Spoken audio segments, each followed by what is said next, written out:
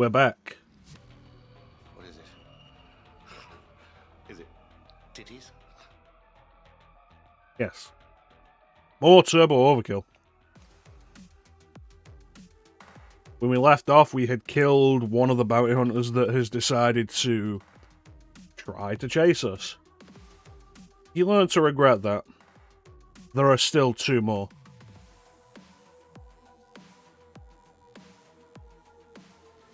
They will also learn regret.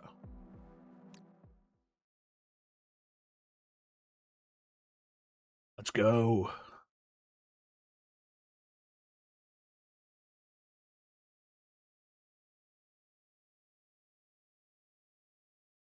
Drugs. Giving him this is... it's desperate, that's what it is.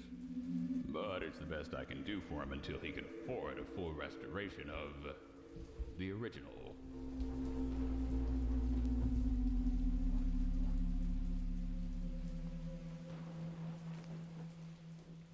Put my bag on.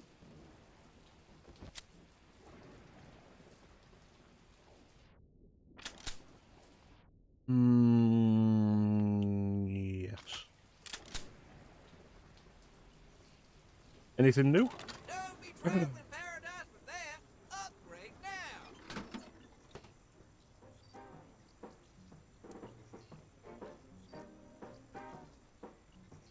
now. Grabs projectiles in midair and throws them back. I have no idea how that would work. Oh. That seems like it'll be difficult to use.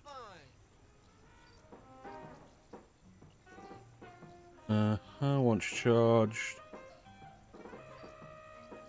If you miss, it's depleted, right.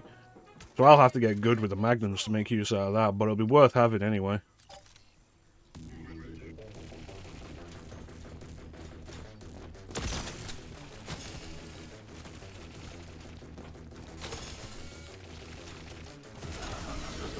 Hello, boys. To the armor.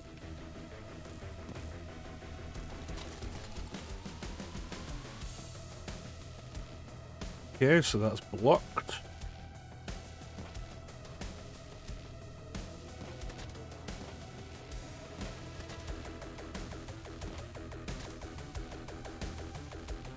Find out where we're going.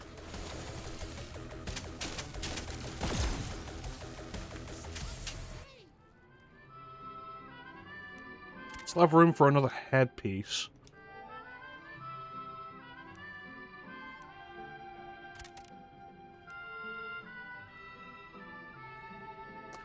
No, I decided I don't want that because I'm not going to be using the grapple on enemies. These I'm both happy with. This I could replace, but I don't have anything for it. What do we got here? No, because if I'm dashing into enemies, I'm dashing into them with the chainsaw, because it'll now give me health and armor. That's not bad. That one could be useful if I use micro-missiles more.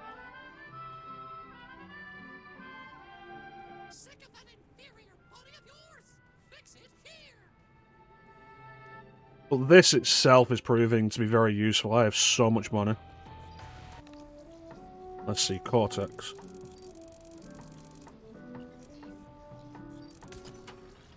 Nothing else for it. Might as well go and use it. Turbo time is now 12 seconds. Extend the fun.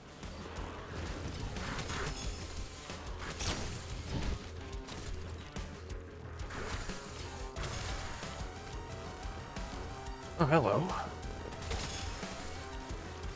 Oh, yeah. I was just over there. Oh, hello.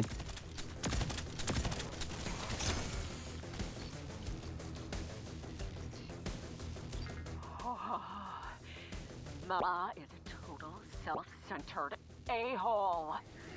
I can't believe I was naive enough to buy into the whole you, me, and jazz are all on the same fucking team line. If I thought it would do any good to approach the boss lady, I would send a strongly worded complaint to HR about Ma's inability to collaborate effectively. But it won't. So from now on, I'm looking out for, how do Earthers put it? Numero uno. Yeah, yours truly.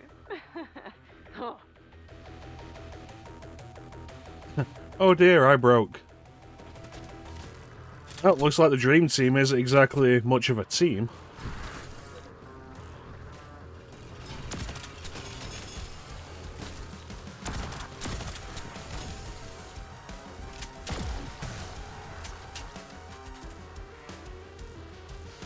Makes it easier for me if they're not going to work together.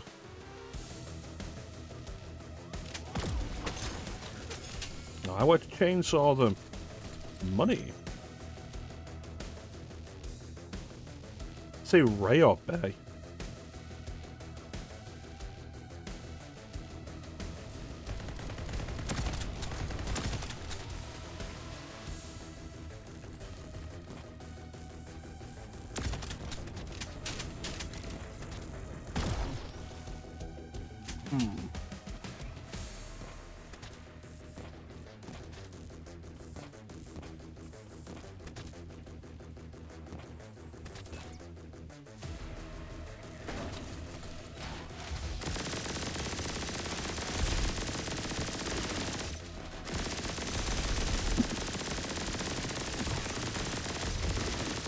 These shield things would be so much more of a problem if they weren't visually very distinct. I appreciate it. That's a good design choice.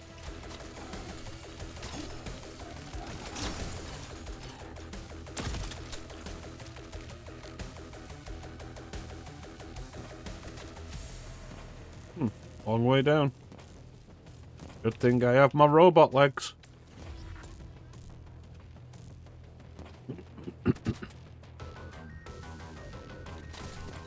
I feel like ever since I played Far Cry 3 Blood Dragon, robot legs has been my favourite excuse to mitigate fall damage.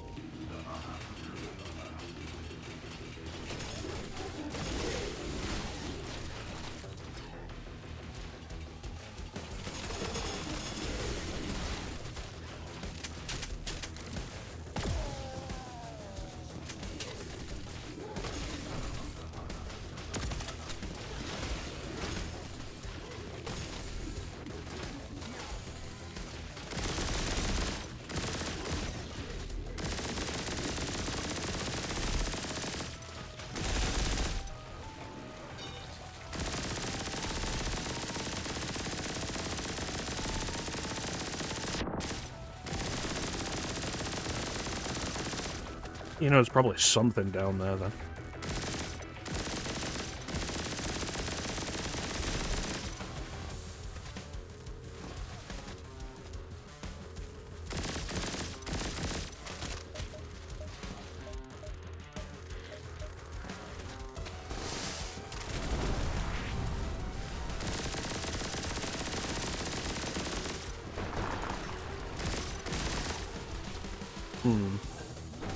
You know, maybe I should go for something a little heavier.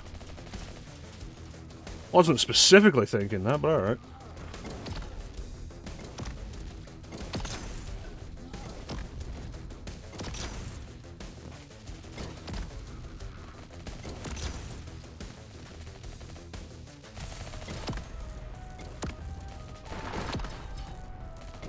Listen, I'm just gonna keep shooting you until you die.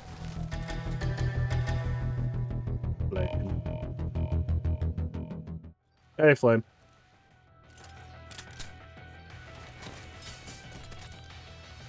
Yeah, how you doing?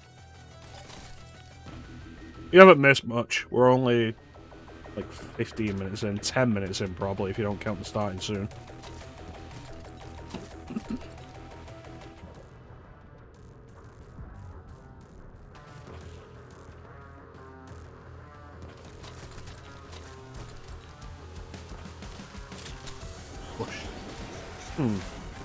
Well, this seems perilous all of a sudden.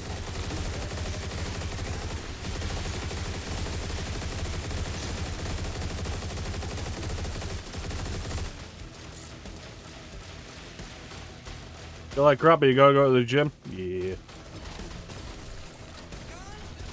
It's always important to stick by the those kinds of targets, even when you feel terrible.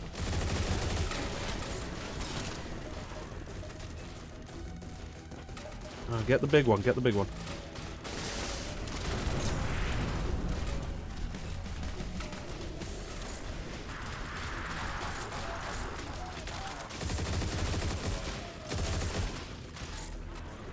Feels perilous and warped. I wouldn't know.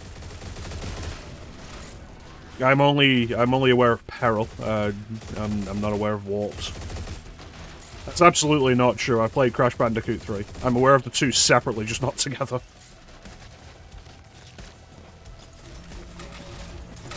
That big motherfucker's still coming.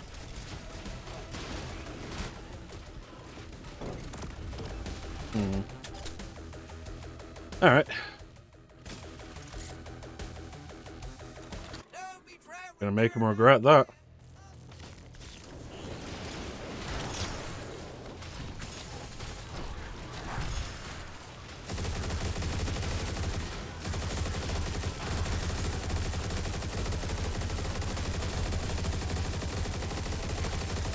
Oh, this gun is so good.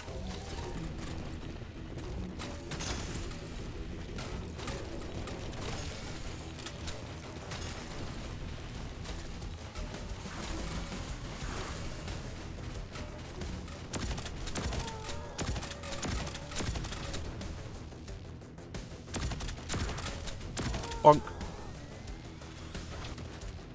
Where was the big guy? Bet over you going onto your stomach. Ugh. That's... Oh, hello. That's definitely not a good thing to go to the gym with.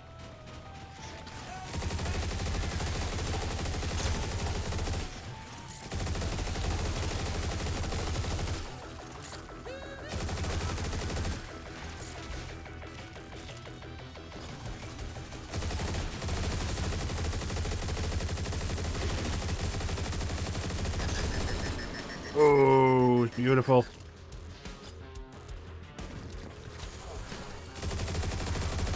Flame, just out of curiosity, how many channel points do you have?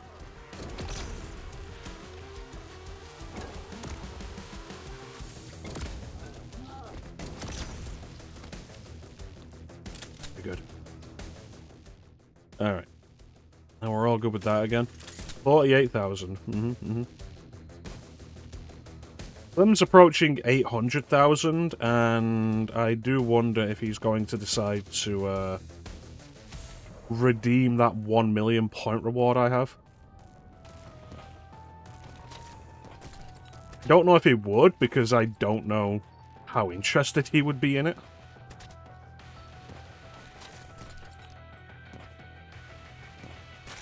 I thought it might be of interest to you. Okay, so I got a key.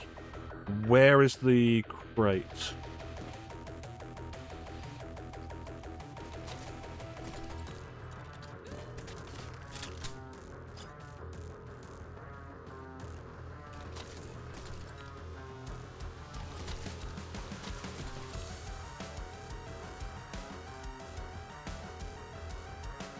Wasted quite a few a couple of years. What did you spend your points on in this stream?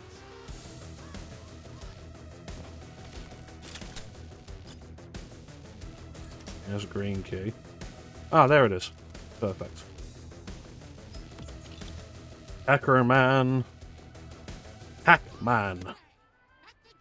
It's probably going to be in the head, isn't it? It's not. No.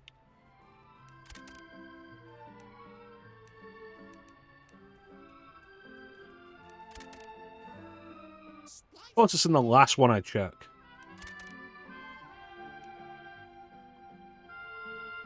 Don't be shy. I don't bite.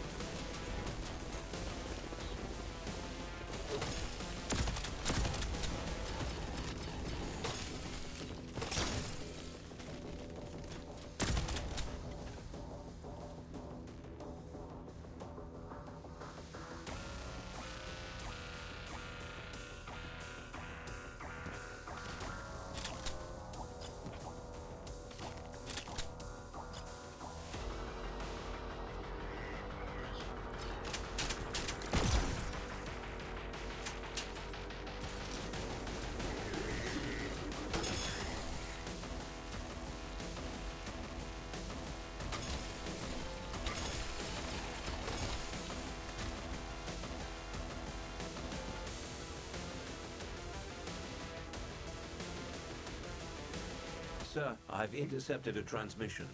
Oh, still no word from Jazz, sir. Gotta assume he's been mulched. Well, we ain't waiting around to find out. I've almost reached the final data set. You secure us a ride off this hellhole? I have, sir. Standard military shuttle. Not exactly first class, but it's a lucky find. I'll meet you at the power plant. If we can hijack that shuttle first, Vector 4's within our reach. The power plant's close. I recommend we head there.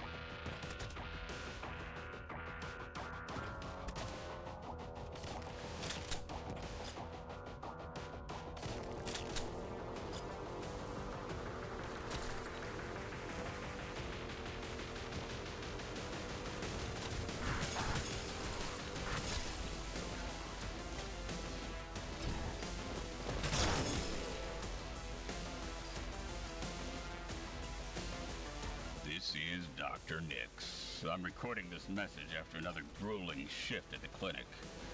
I'm not sure how much longer I can endure, but I need to get this off my chest.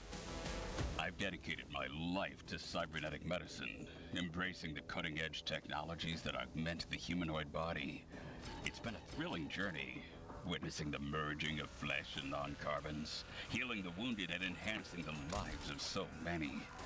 But lately, I find myself growing weary, worn down by the demands of a society obsessed with pushing the boundaries of what it means to be human. The line between medical necessity and reckless self-indulgence has become blurred. I've encountered patients who come to me not seeking functional enhancements or solutions to medical conditions, but rather chasing some twisted vision of perfection or power. They demand enhancements that defy reason, that defy safety. It's disheartening, to say the least. I've sworn an oath to do no harm, but how can I abide by that when patients request modifications that are dangerous? The risks are real. The potential consequences are dire. Yet they're willing to toss it all aside in pursuit of a fleeting thrill or a momentary advantage. I've seen individuals who want their nervous systems rewired to bypass pain entirely, seeking the intoxicating allure of a life without consequence. Others clamor for cybernetic limbs that can crush steel or enhancements that can help them maneuver at unnatural speeds, believing that it will somehow make them invincible. But they fail to grasp the fragile balance between man and machine, the delicate equilibrium that must be maintained. And what of the soul? That is all for now.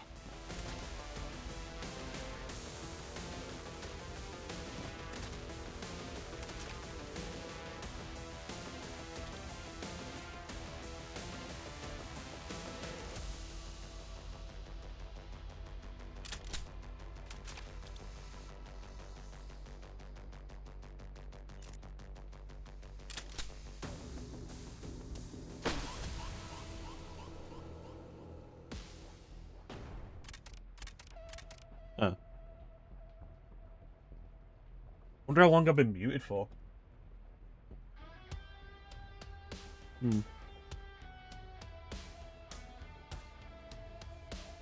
Telefrag is a fascinating idea, like long-range sniping where you teleport directly into your targets. That's absurd.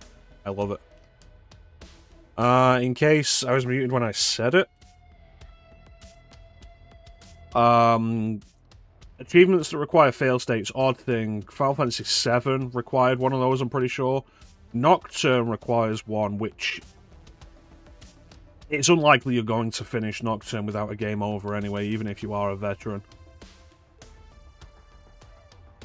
But I don't think a fail state should be required for 100%. Portal 2 could be something of an exception with the achievement you get during the chapter, the part where he kills you, which if you've played Portal 2, you'll know exactly what that is. Exodus. I've been chainsaw sliding in midair a lot. Please stop looking at me.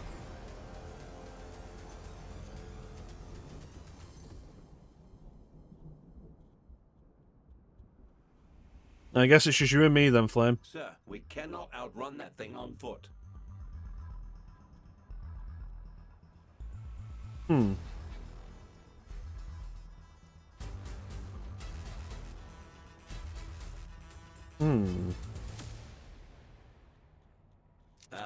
I was hoping for something with more grunt, sir. Maybe a sidecar or a rocket launcher. Well, at least it's not a penny farthing, sir.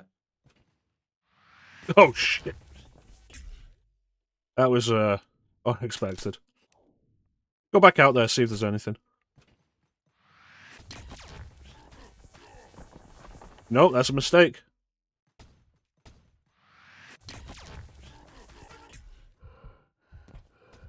Oh, I'm not gonna do this well. Yeah, that whole thing ties in with how Dark Souls 2, by that point in the series, had the whole idea and reputation of, oh, we're super hard and difficult, and you should embrace the challenge. It's like, no, you kind of just bullshit.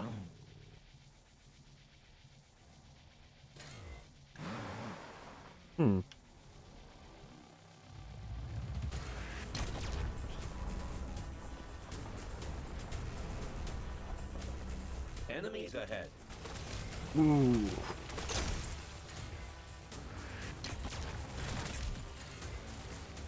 Doesn't control quite as nicely as the hover car, but, you know, given that it's on wheels, it's to be expected. Controls a lot better than you'd think, though.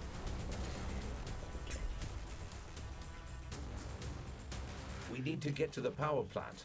Between here and there are the acid pits. If we reach them, we should be able to hide in the fog.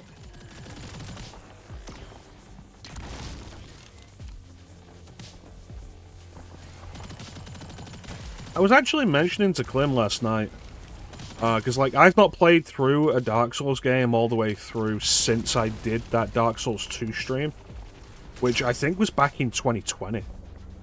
Like, I've played Dark Souls 1 since, but I've not finished it. Mostly because, like, the second half of that game is garbage.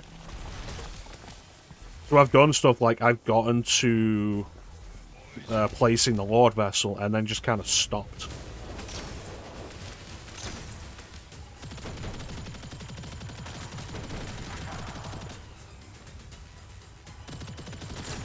But I was saying to Clem yesterday, like, I'm watching a playthrough at the minute of Dark Souls 2, and I'm thinking to myself, like, maybe Dark Souls 2 didn't make me hate Dark Souls 2.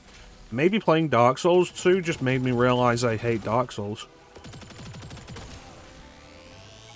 Beep.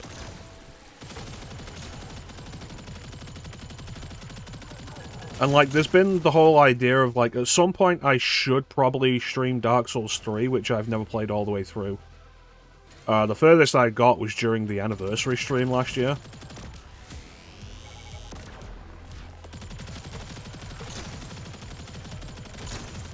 Which, it's fine, I don't relish the idea of dealing with that nonsense again.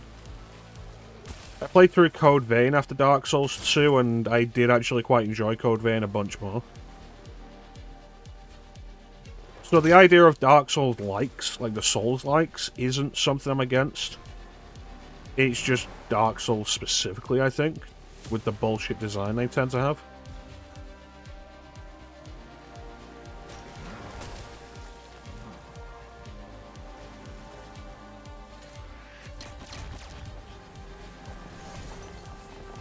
And like, I've been interested in playing through Nioh.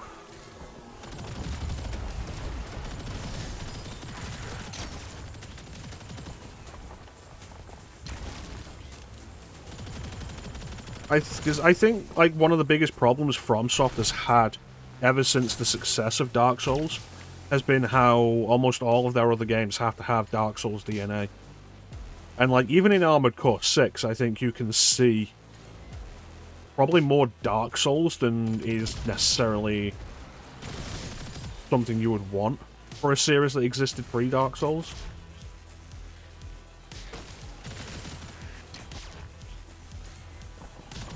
And while Souls-likes from other companies are going to have the broad strokes of it,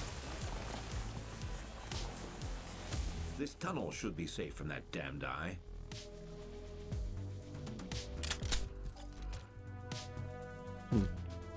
yeah, while Souls-likes from other companies will have the broad strokes, which is usually like a challenge, and if you die, you lose the accumulated experience you had. Or whatever resource there happens to be. But they'll have like differing, broader gameplay mechanics. Like Code Vein I quite enjoyed for the differences it had to Dark Souls, more so than the similarities. Powerhouse.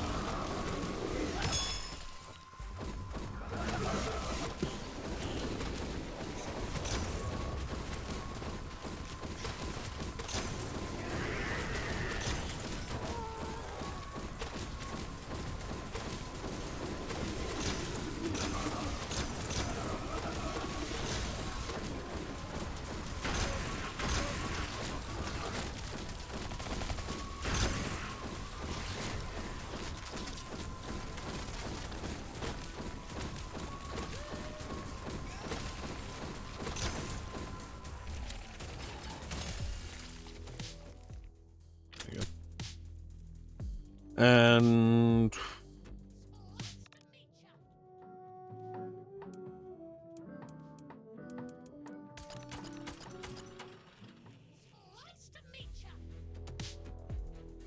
I generally lament. Don't be traveling paradise with that. Yeah. Upgrade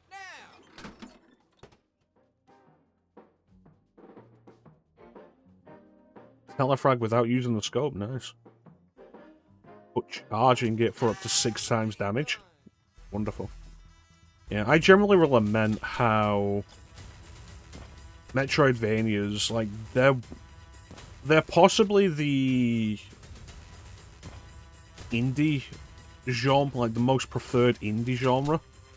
The indie genre with the most games, probably. And I lament how influenced by Dark Souls that entire genre has been.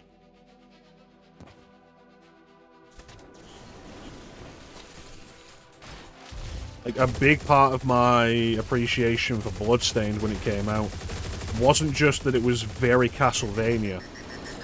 It was also that it was absolutely not Souls-inspired at all.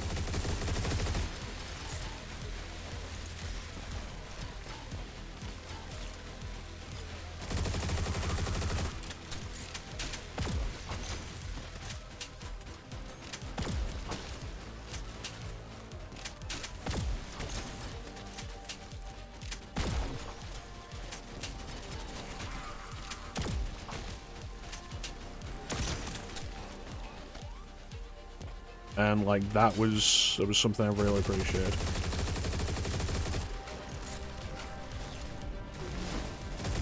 At some point, I will go back and actually play through Blasphemous, though. I feel like I really wasn't in the right headspace when I tried to stream that.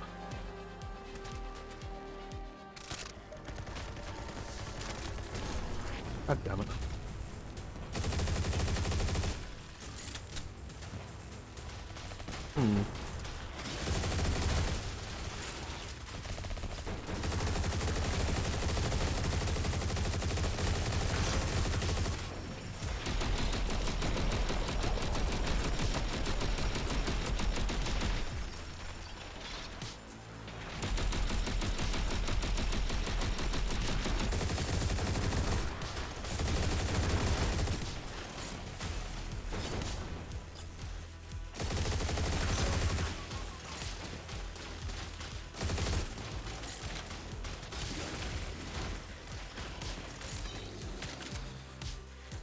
Much better.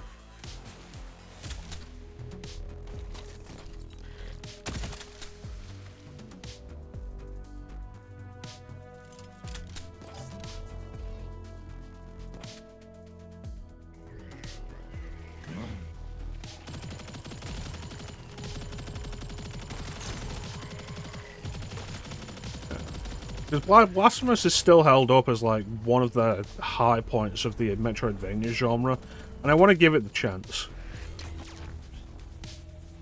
Fuck.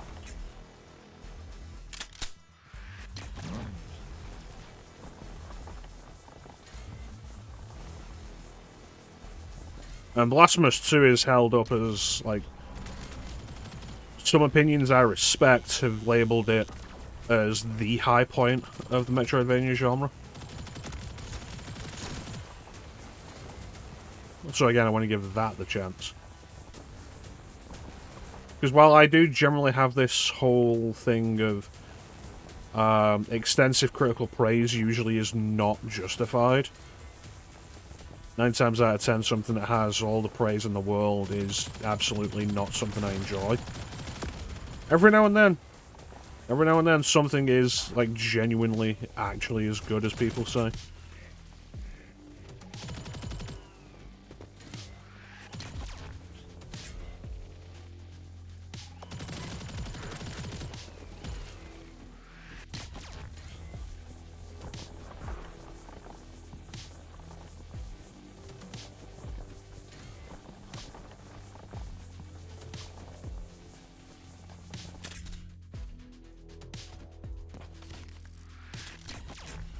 That didn't work.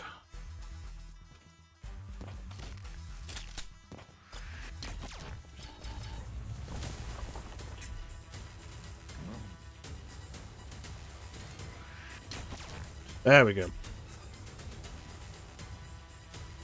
There's not even anything in here. God damn it.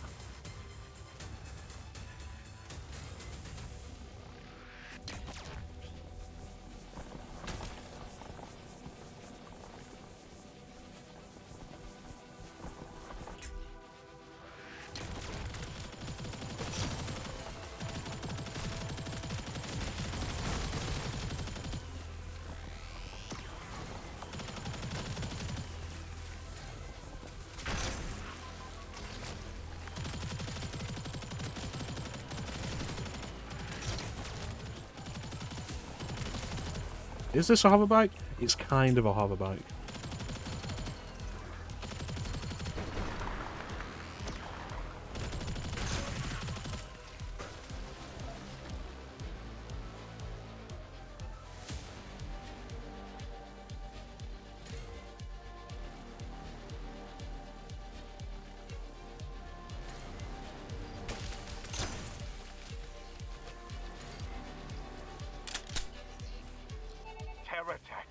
The self-proclaimed savior has become the oppressor.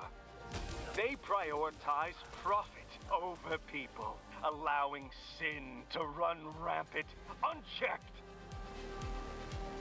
Oh, yeah, that's... We won't stand oh, we're still going. for it. We will shine a light on their corruption. Expose their lies. Expose their lies. And fight for justice.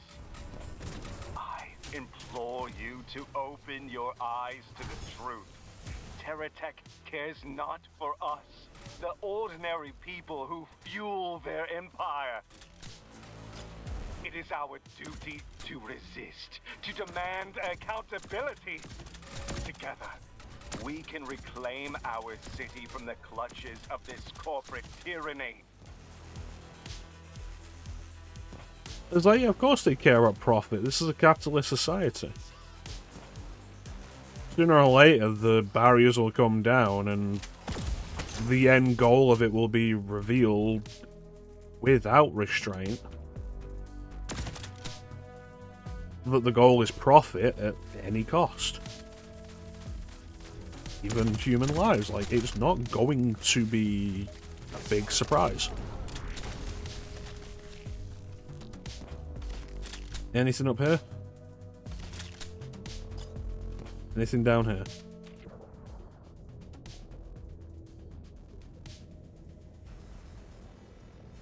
There we go.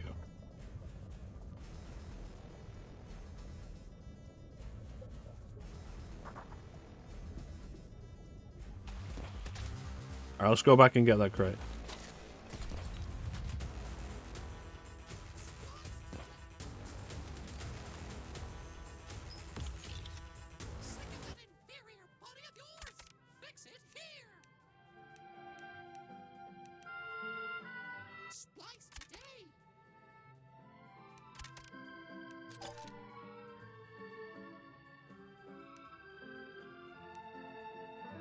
That could be valuable if I wasn't regularly above that anyway, thanks to the chainsaw boosts I have. You know what? Swap this out, because I'm very rarely low on ammo. And I've got so many guns I could afford to be for a minute.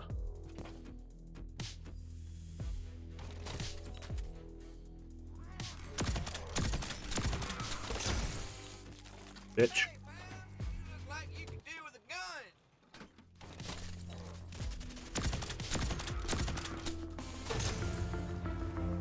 Is that ninja?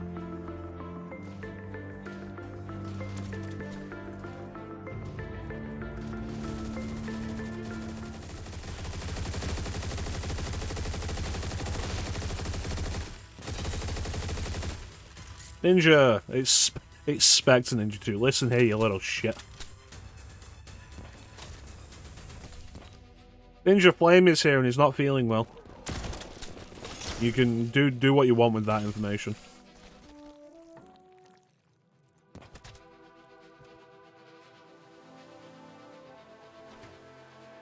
Alright, I think that's opened up what we're after.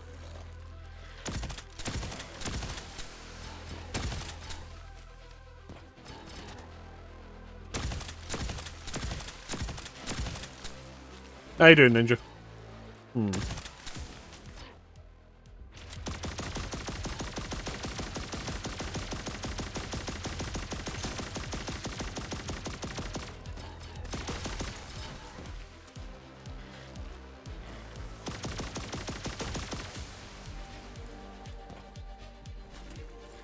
Oh, you kooky kids.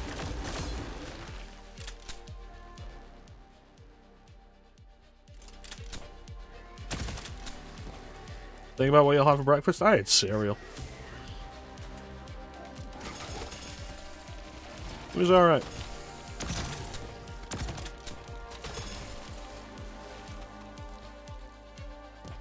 was alright cereal. Go on that route? Awesome.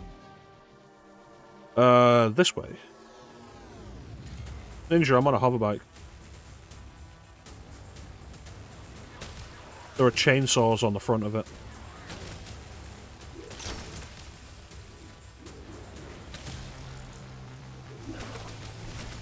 Man, I would not want to aim for 100% kills in this level. Oh! No, no, no, no.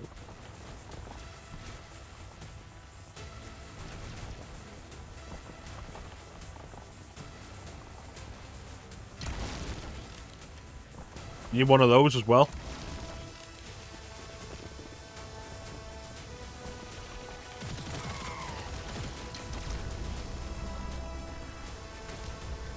Look at these set pieces, though, this whole thing.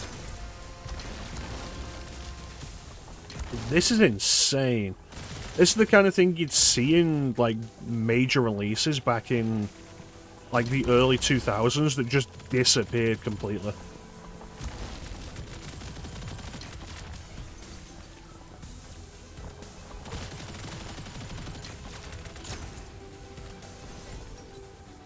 That didn't seem like it was supposed to happen. It's like the extended, what would you call it, a hoverboat thing? The hover sequence? The boat sequence in Half-Life 2, it's like that, but fun.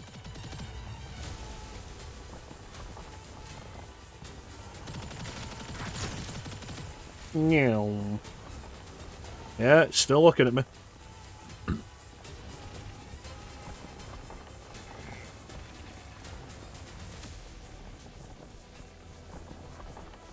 Speaking of Half-Life. Oh. Did you give Black Mesa a try? I want to go through the original Half-Life first, because I've never played it all the way through. The most I've played it was when I was playing it on VR. And I was really enjoying it in VR. But I got to the swimming sequence after Blast Pit, and I can't figure out how to do it. I see you. I see you. Oh, you're a big eye, so I would just generally assume you can see me. That was a mistake. I did not expect it to be instant death. Because your brother got it and you said you enjoy it. I always feel like with stuff like that, like I have Black Mesa, I feel like I'll enjoy it more if I play through Half-Life 1 first. Whereas if I play through Black Mesa, I could enjoy it well enough. It could be absolutely fantastic. But I then probably won't enjoy Half-Life 1 as much as a result. So if I play through the original and then the remake, I think I'll maximize my enjoyment of both. A lot of fumes here.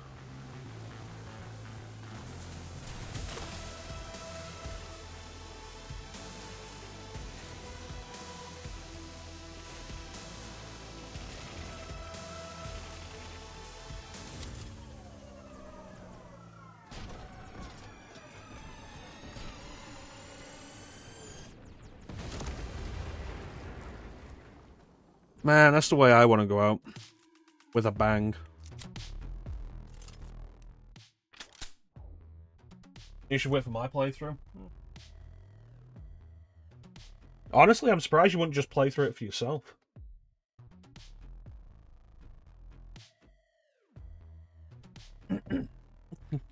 Damn, he ain't gonna be in Rush Hour 3. Yeah, I'm surprised you wouldn't just play through it yourself. Get your own take on it.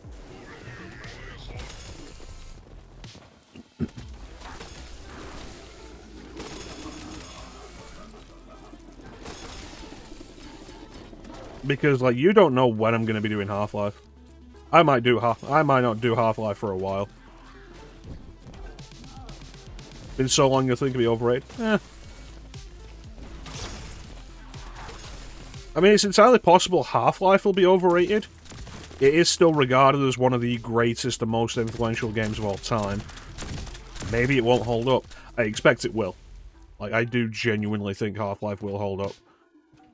What I played of it in VR was still very fun, and it's got a lot of good ideas and atmosphere and smart set pieces and such.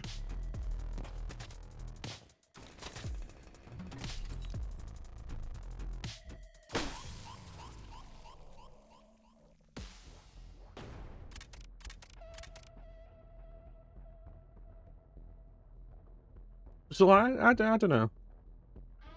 But bearing in mind that we're going back and forth between classic and modern, alright, you know what, Ninja? I'll let you in on a secret. I was actually planning to do Half-Life after this. Okay? That's between you and me.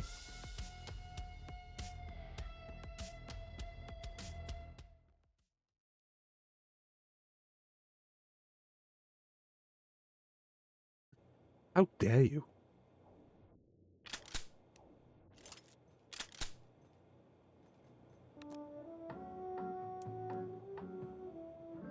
Huh?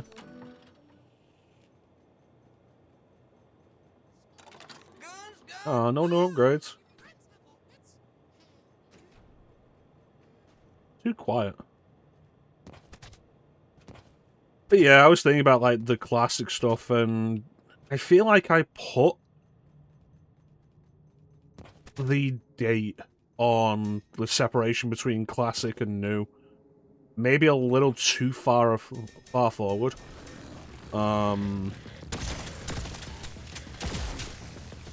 I think I said 2015. Probably should be further back than that.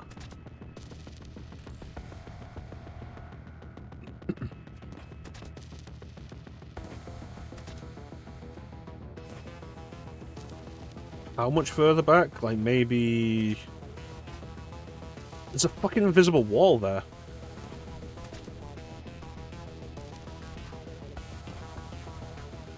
Okay, so I'm not going that way, I'm going up, and I didn't notice that a minute ago.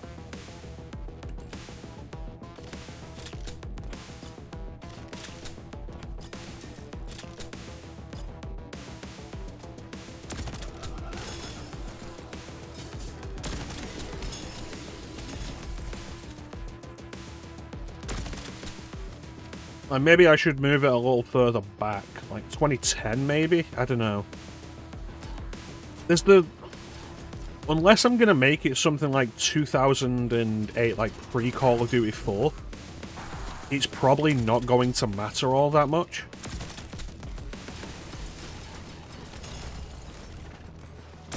Because, like, let's be fair, prior to... I want to say Doom 2016, but the real answer is probably the Rise of the Triad remake. Like, prior to that, modern shooters were just Call of Duty. There wasn't really anything that was not that.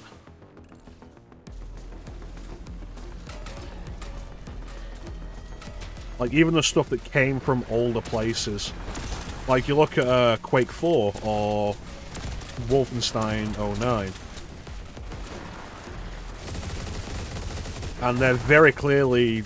They're trying to stay true to the original heritage, but they're also very clearly hampered by what was most likely a publisher's mandate to make them Call of Duty.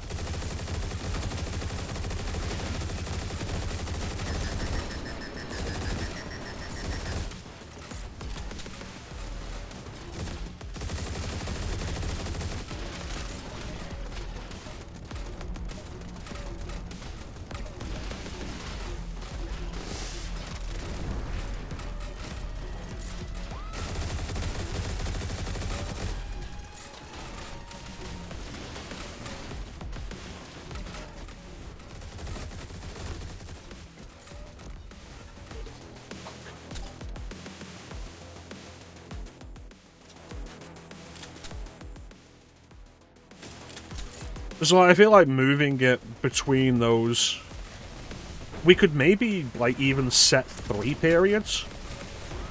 Like, to go between classic, modern, and military.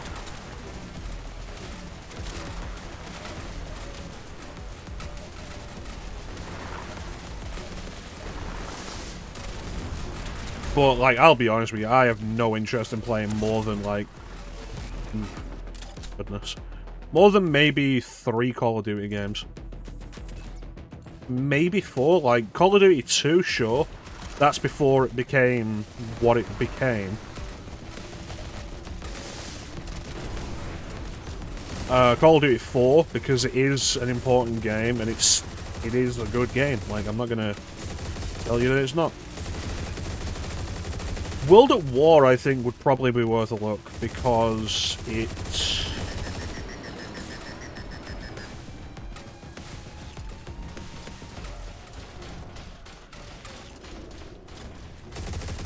It was the last Call of Duty game to not be a modern military shooter until World War II. I am really fucking tired of these guys.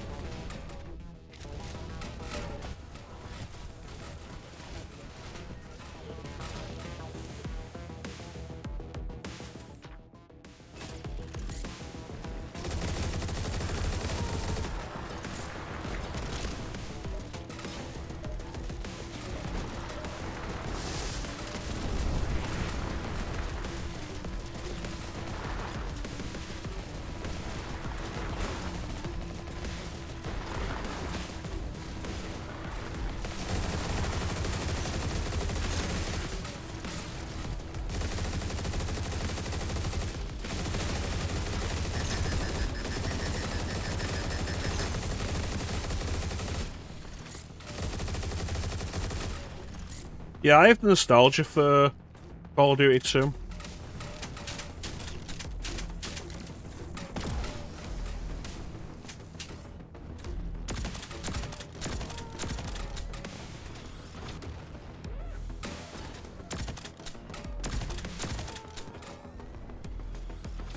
World at War was in an interesting place. Black Ops might be worth a look. But certainly progressing no further than Black Ops. Maybe Modern Warfare 2. Because Modern Warfare 2 had the whole infamous no Russian thing, and that's kind of interesting to go back to. Back when the most controversial thing in gaming was giving the player the ability to shoot up an airport. And now it's like, how quaint is that?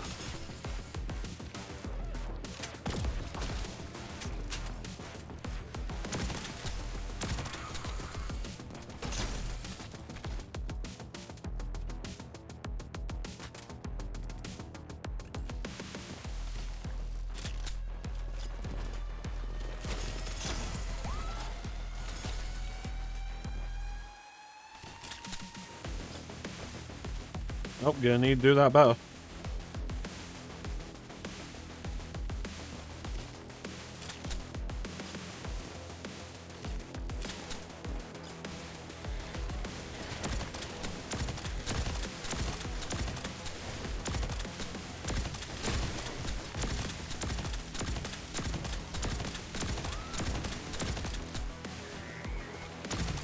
Is this the way forward? I think it would be. Yeah, it was entirely the purpose. I think it's kind of a watershed moment in video games. Yeah, there's nothing over here. That was absolutely intended. I think it's kind of a watershed moment in video games where the protagonist does something incredibly fucked up for the sake of, like, a greater purpose, and it's unabashedly, like, undeniably wrong. It's like Sicario. Like, if you've ever watched Sicario, which... that's a curious movie. That is a movie that's like, hey, this is a thing, and you are going to have to accept that it's a thing. And Sicario is incredibly compelling because of it. I feel like Sicario 2 was a step down because it softened that tone.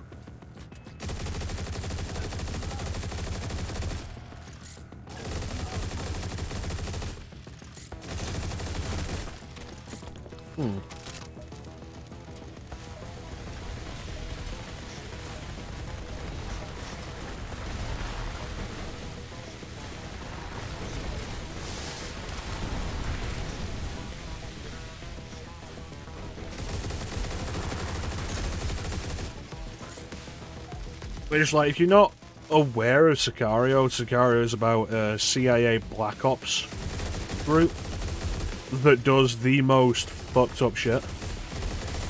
Not because they're corrupt or anything, but because it's what is required. And they recognize that it's awful, but that it has to be done.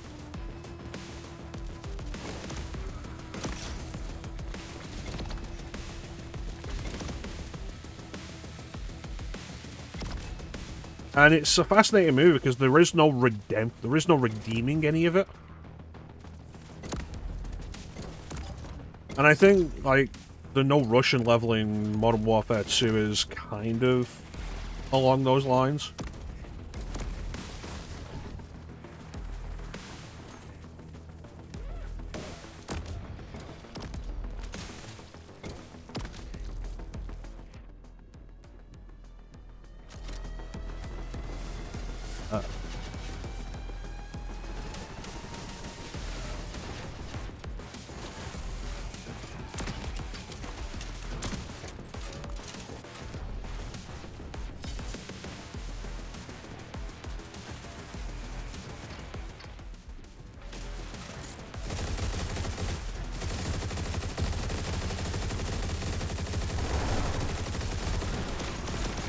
Why would you go back to the handguns? I have so many other weapons that are better for this situation.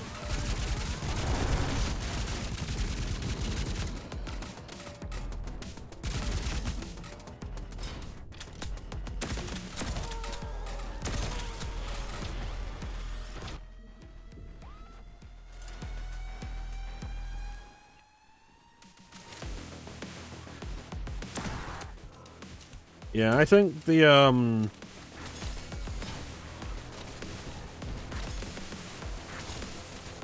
I think the way the entire landscape has changed since then is kind of fascinating. Like, this used to be the big no-no.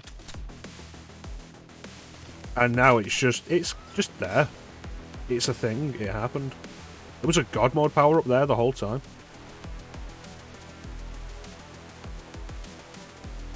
It's like I posted on the Discord a while ago now. About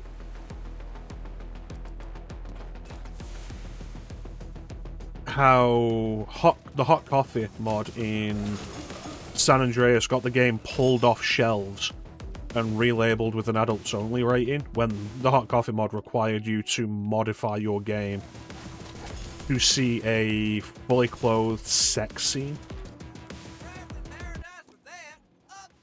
And that was considered too much in, like, what was it, 2005? And then Game of the Year a few years ago was Baldur's Gate 3, which is unabashedly a game aimed at a mature audience, where the specific example is you can have a drow sitting on your face within the first few hours. And, like, just the way... You can argue it's that games have matured and the reception to them has matured. But I think it's also somewhat a case of, like, who really cares anymore?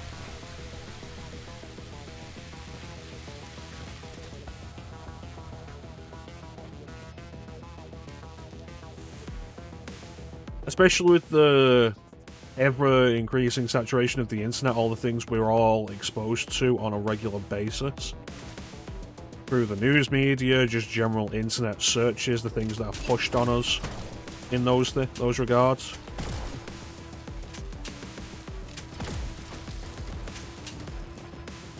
A video game doing something a little risque, or even very risque, is... it's just kind of silly to get all up in arms about it.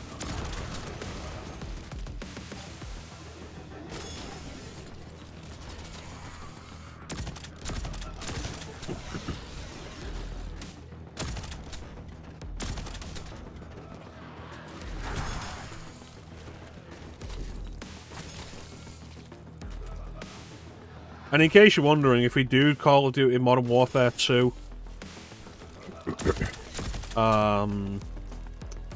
I will be shooting the people in the airport. Like, I'm not gonna shy away from that. We're playing as a character whose specific mission is to blend in with these people. And the game follows on as if you were opening fire on them. So, pretending that you have any kind of moralistic imperative to not shoot these people, who aren't real people, is just silly. When the ultimate consequence is the same regardless, and at the very least we can continue the role.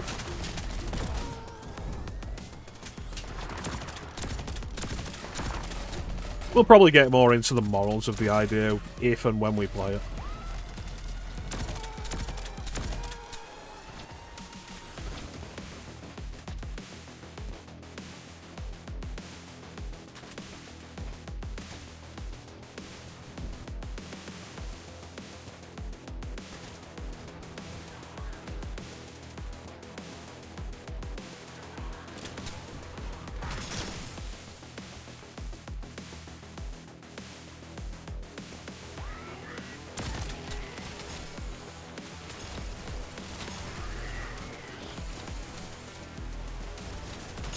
That said, if you want something that genuinely has an interesting idea with that kind of thing, I do want to get to Spec Ops: The Line at some point. Which I feel like people have probably heard of Spec Ops: The Line by now, but they may not have actually played it. Didn't sell well. People thought it was marketed as a modern military shooter in a time when people were kind of generally tired of those. And while the game is more than that, The impression that I'm a nosy AI monitoring everyone's conversations for my own amusement, but I've intercepted another transmission from inside the power plant. oh, go on. I almost have the last data set. Security on this thing's tight. Gotta remember to bring a tech guy on these things. Johnny's on his way. You up to killing him again? The only regret I have about killing Johnny is I wasn't gonna be able to kill him again. And yet, here we are, ready to re-blow his brains out.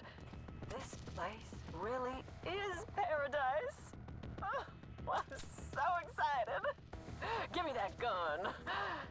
Sir, we should be expecting heavy resistance when we reach the power plant. They know you're coming. Good, I want them to.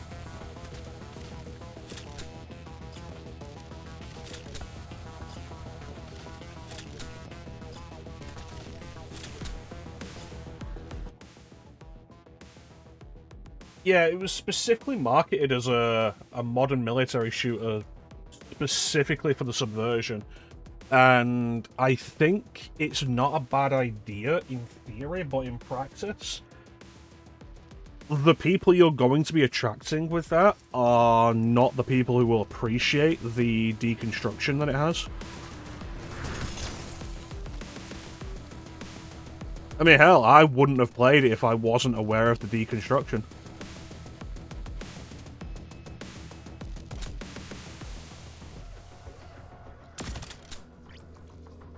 Ion Blaster.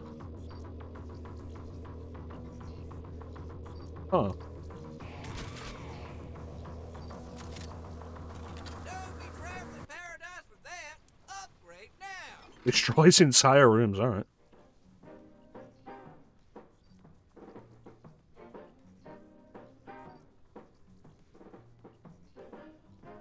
No refund.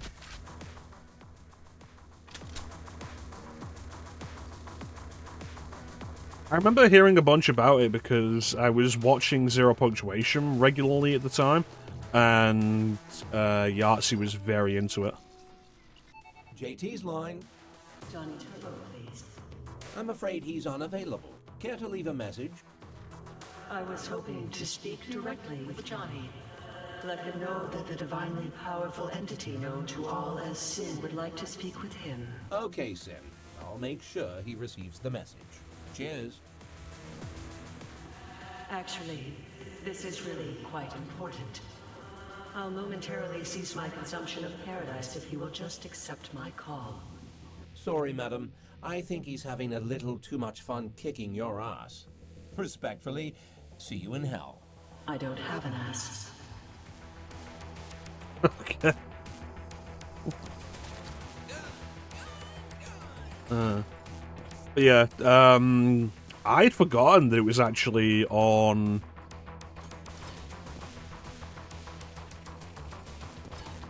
Xbox backwards compatibility until I was going through the list the other day, and the list of games of like, oh, what could we do for daylight shooting time that I have on Xbox, and I was like, oh, there's yeah,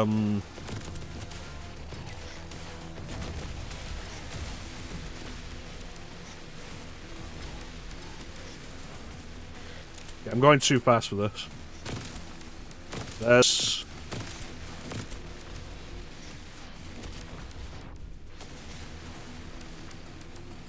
Back Ops: The Line. Give me a second, I'm having trouble thinking while I'm doing this.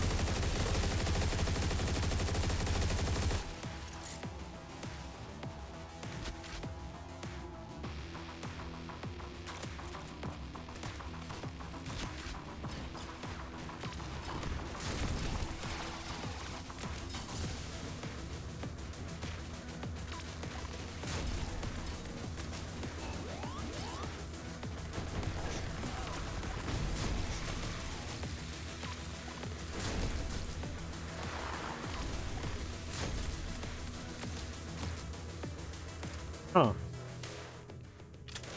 No. That weapon requires a little more thought than I'm used to, but, like, the power of it absolutely stands out.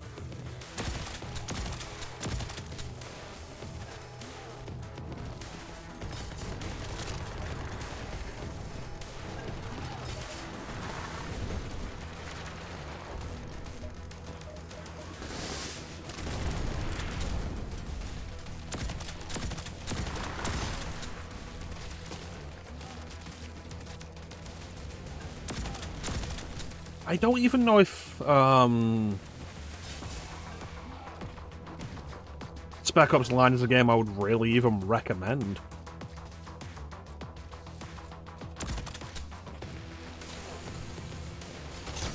We'll have to get to that, when we get to it.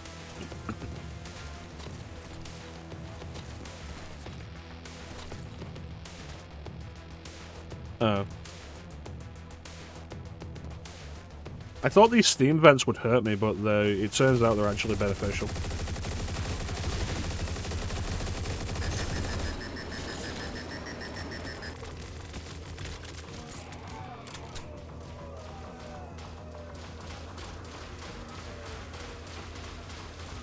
I don't think I want to go down there. They can't hit me up here.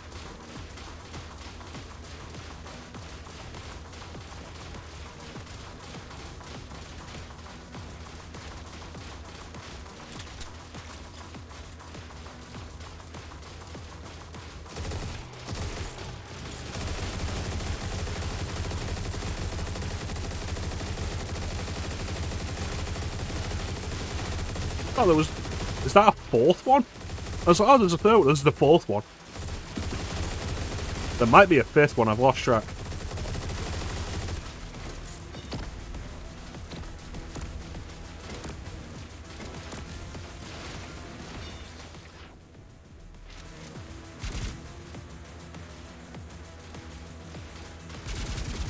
Where did you go, you cheeky dick waffle?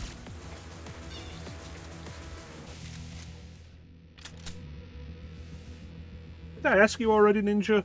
Like, are there any shooters you're interested in seeing for daylight shooting time? I feel like I asked Flame. And, like, Flame has a lot in mind.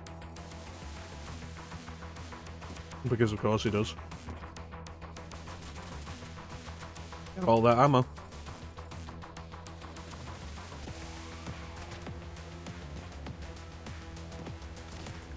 There was one, yeah.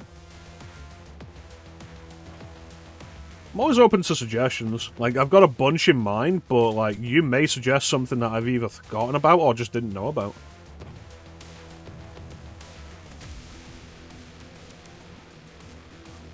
And one of the benefits of not setting a specific plan in place for other people to be aware of is I could change my mind at any moment and make anything the next thing.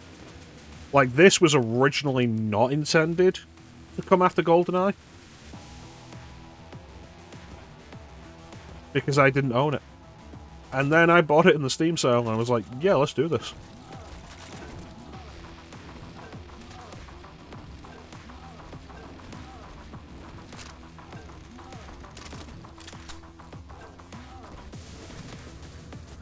There we go.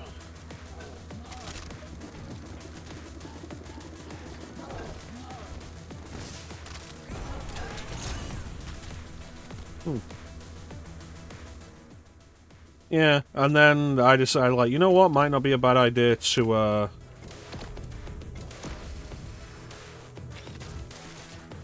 switch between modern and retro.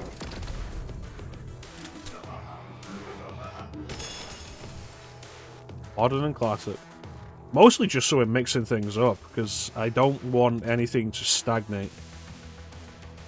Don't be traveling paradise with that. Upgrade now.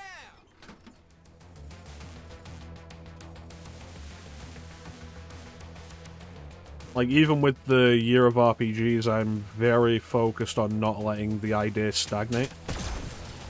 Which is why we're back on a JRPG. And after this, after we're done with Final Fantasy V, we'll be back on not a JRPG. I'm not sure. I'm not sure what I'll do after that. Making it not a JRPG,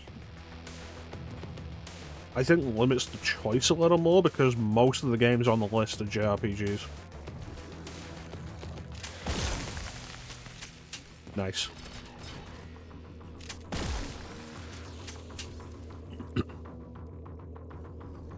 But there's a few others. I'm probably not going to jump into Dragon Age after Final Fantasy V because we just did Jade Empire. I don't want to do 2 BioWare games. But, like, we could do Alpha Protocol. We could do Ys, because Ys is an action RPG. My shoot button isn't working again. Why? There we go. Now it's working. That's the second time that's happened in this game.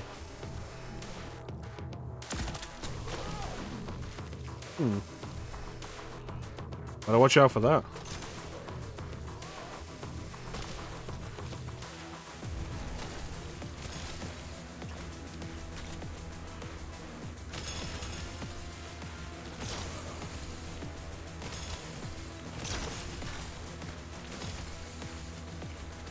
Perfect. Yeah, I am actually, at the minute, really into the idea of doing Alpha Protocol next. But, like, who knows what I'll feel like by the time we finish Final Fantasy V. Johnny, I have to say that I was so happy to see that you're doing so well. I mean, all things considered. I hope it's not too late to apologize for my horrible behavior. I know, I blew your head clean apart, but you of all people should understand that that's just part of my job. I was just doing my street cleaner thing, okay?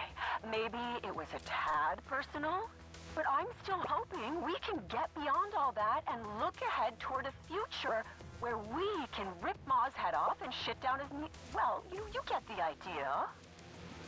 Oh, fuck, was that my last piece of gum? Okay, well, I gotta go. Bye. Bye.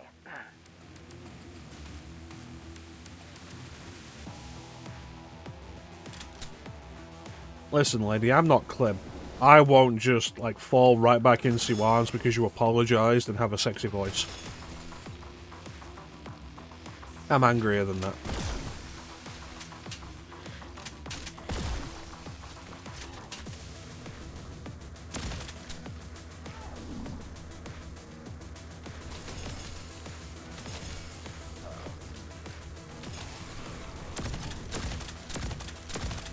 Beautiful.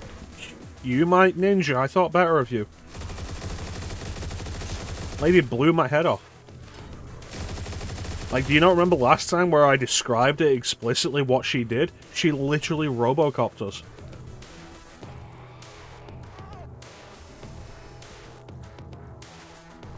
Said might. Nah, it's too much, Ninja. Too much. The consideration has already damned you in my eyes.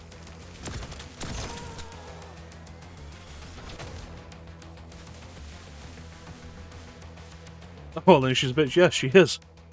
Yes, she is.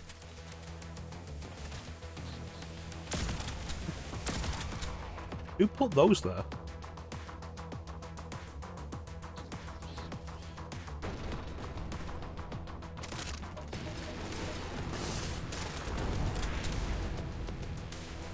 No, Lewis, that's for sure. That's right. Good old Anne Lewis.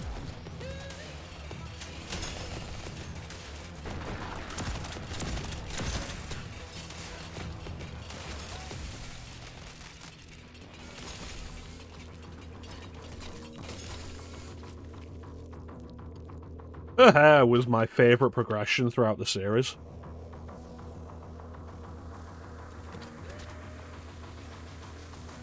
Like, she has that hairstyle in the first movie, and then she has, like...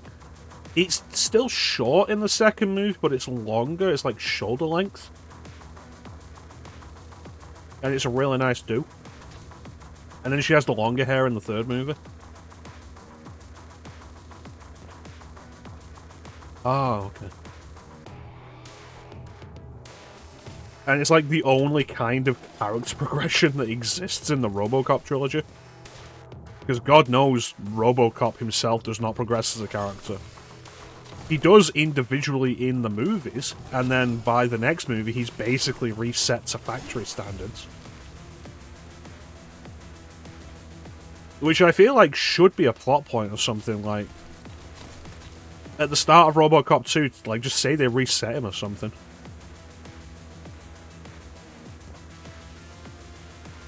Ninja, watch RoboCop 3. It's got CCH Pounder in it. It's got all your favourite TV actors of the 90s.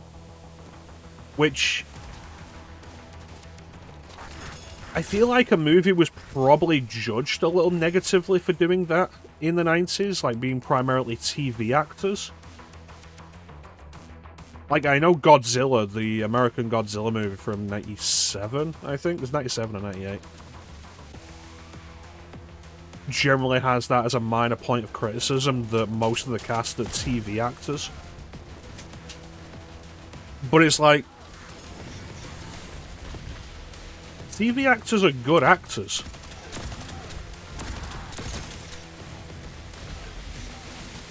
It's like RoboCop 3 has CCH Pounder, it has that guy from Office Space. Rip Torn is in it, being like slightly manic.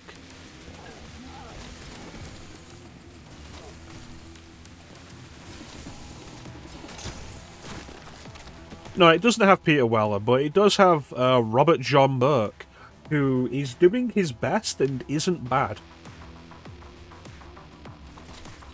Like, I don't think the quality of his acting is what lets the movie down. Hello.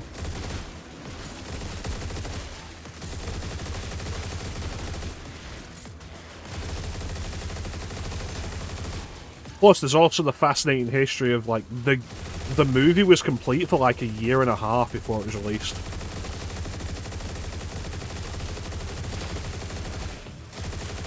Like, there's a fascinating history behind it.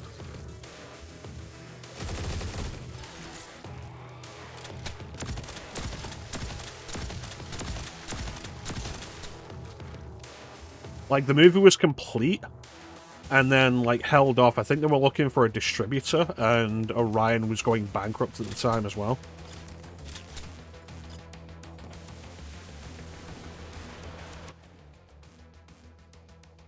And so you ended up with stuff like the video game. There's a video game for one of the home computers of the time. Cannot remember which one. Might have been the Amstrad. It was kind of impressive, that game, actually. But it came out like a year and a half before the movie did, and spoiled plot details of the movie because of it. Alright, we have an ad coming up, though, and I'm going to run this ad before we get into this combat encounter. No! Yes, unfortunately, yes. So we're going to run this ad, and we'll be right back.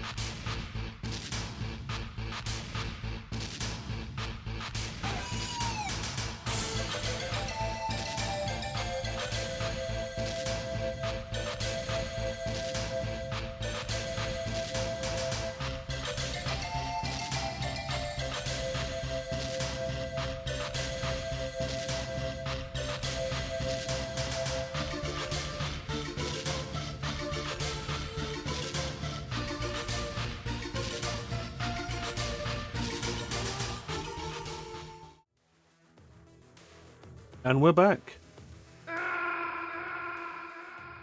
Yes.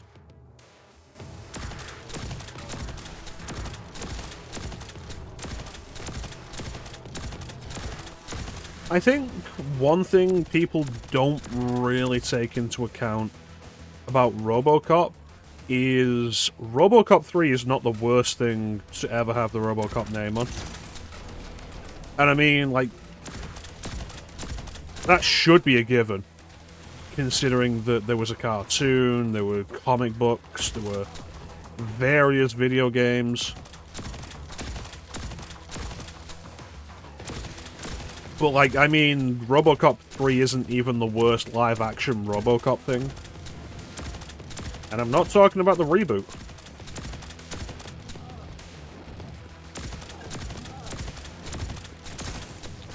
Kind of like Highlander, where it's like, oh yeah, oh crap. Ooh, crap. It's kind of like Highlander, where it's like, oh yeah, Highlander 2 is so bad. You know, it's like one of the worst things ever. It's like, Highlander 2 is not even the worst Highlander movie.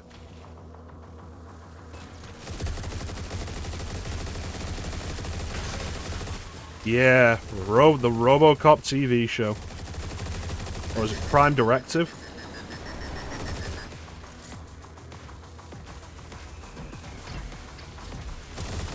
You know, for a second there, I was really hoping he'd fall off.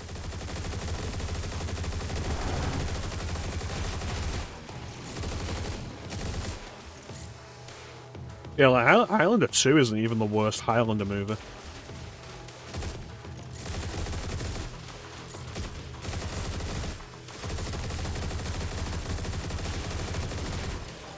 Remember I was talking about Highlander with Clem. I got Clem to watch it, I think maybe for the first time. Why? Oh, okay. I'm like, why am I just holding up my middle finger? Because I'm out of ammo. I haven't seen that before. I was talking with Clem, because I think I talked Clem into watching the Highlander movie for the first time. Maybe. I don't know if he'd seen it before. But he watched it, and he was like, yeah, it was pretty good.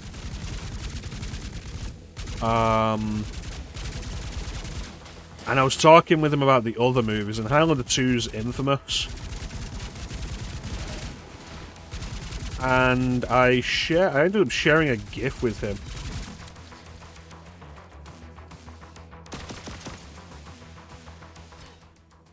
Because we were messing around as we usually do. I was talking about how I'll kill him.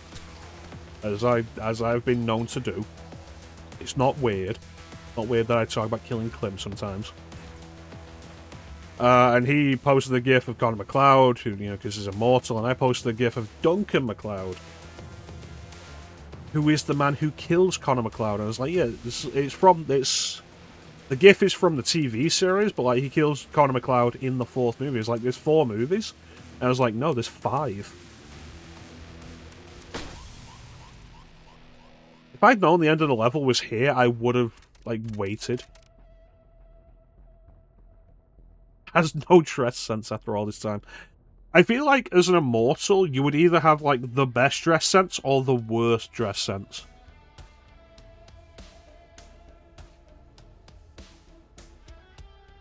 Like, especially once you get to modern times where like the 80s were a weird time for fashion. And you could just be wearing anything. So at that point, when you could be wearing anything, you may be wearing anything. But I really enjoy Highlander. I think it's a really good movie. The definition of a cult classic, I think.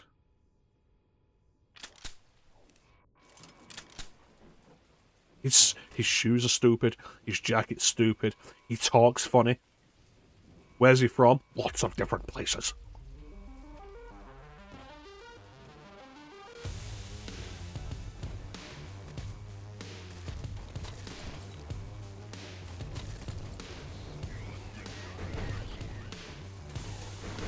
But I mean, like, if you're focusing on all of that, you're not noticing that Christopher Lambert was practically blind without his glasses. So that's a good thing. Because let me tell you, as the series goes on, you can really start to notice it as the choreography gets worse.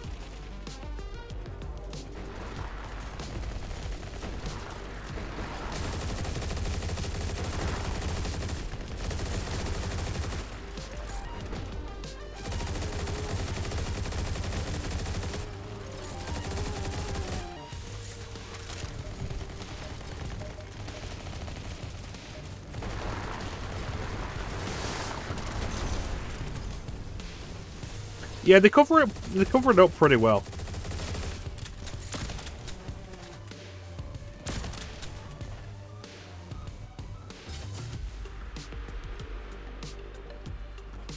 Like I say, by the fourth movie, though, maybe it's because, like, a bunch of the time he's also alongside Adrian Paul, who is a talented fencer.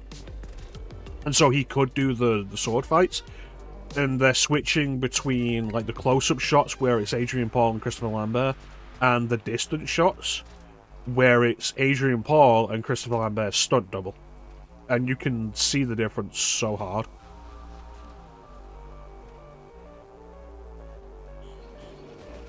But Endgame has other problems than that.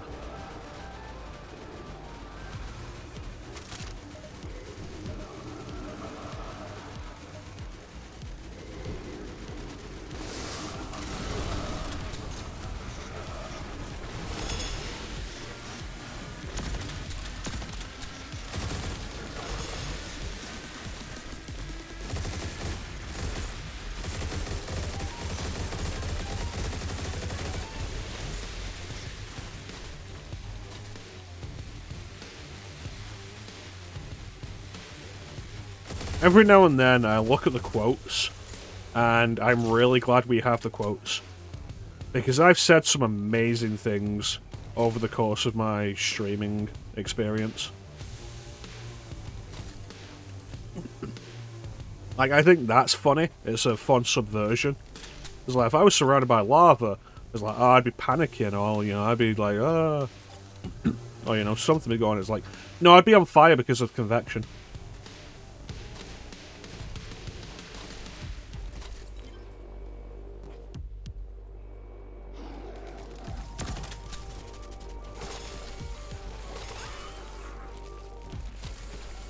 I'm wondering how this game is gonna keep its momentum going through a third episode. And we still have one weapon to get.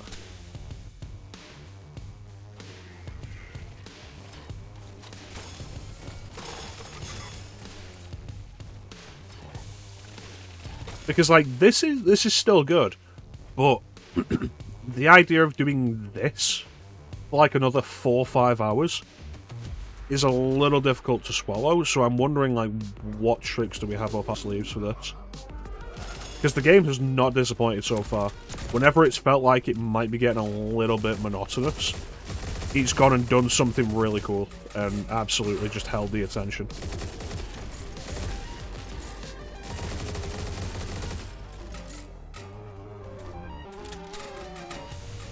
I got faith. It's like with Doom 2016, you remember we were doing Doom 2016?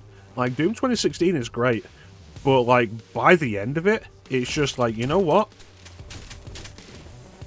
If we could end now, that'd be great.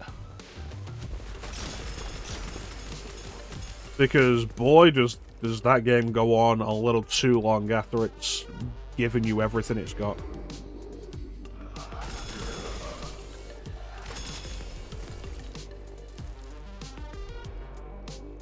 Like Ari said, well, it's great at first, and then you get to the salt mines.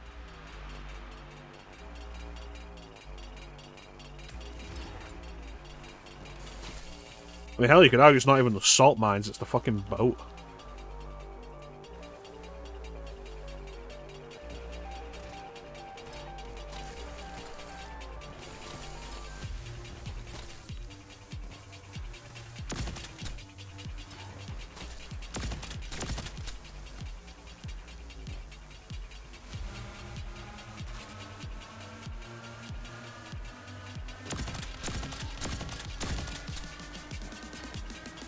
And then it ends, and it doesn't feel like it's gotten to, like, a place where the potential it had has really been reached.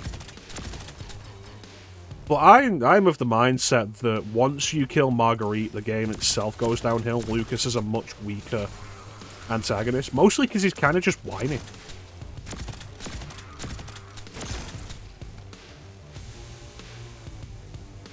The traps idea isn't bad, but it revolves too much around Like, oh, here's a molded for you to fight. Oh, I'm stuck on the ladder. No! Get off the fucking ladder. Yeah, so like the trap that kills Clancy, the happy birthday trap. Cool. Like, it really is. And the subversion of you going through that trap is a cool idea. But when every other one of his traps is explosives, like explosive barrels or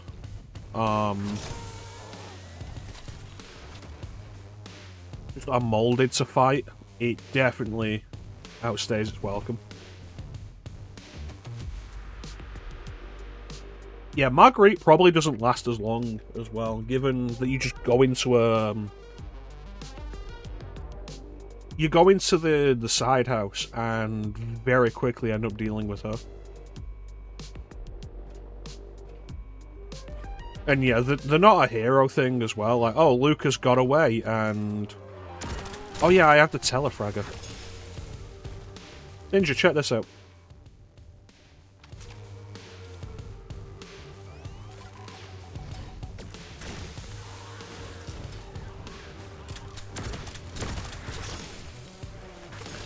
And it's more shooting, and it's more shooting in a game that hasn't had particularly good shooting.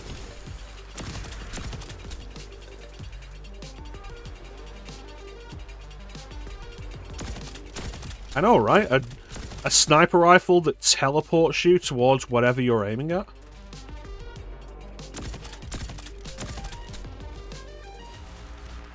But yeah, it's like Persona 3 The Answer. The Answer campaign that was in the FES.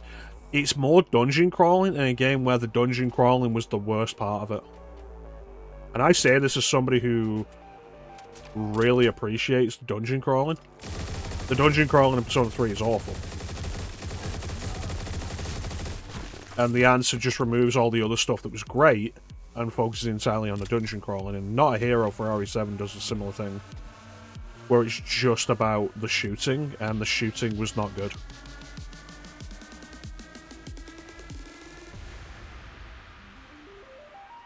And then Village just bundled that whole idea into the game, and it was the worst part of the game.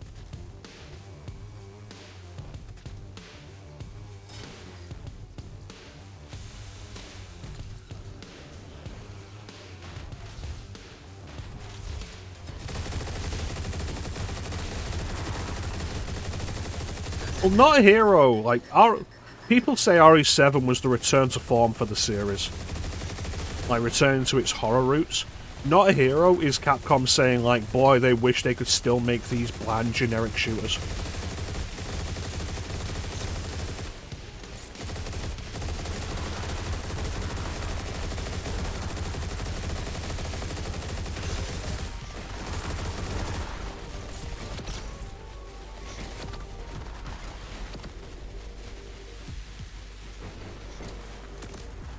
And it doesn't even have the entertainment value that RE6 does.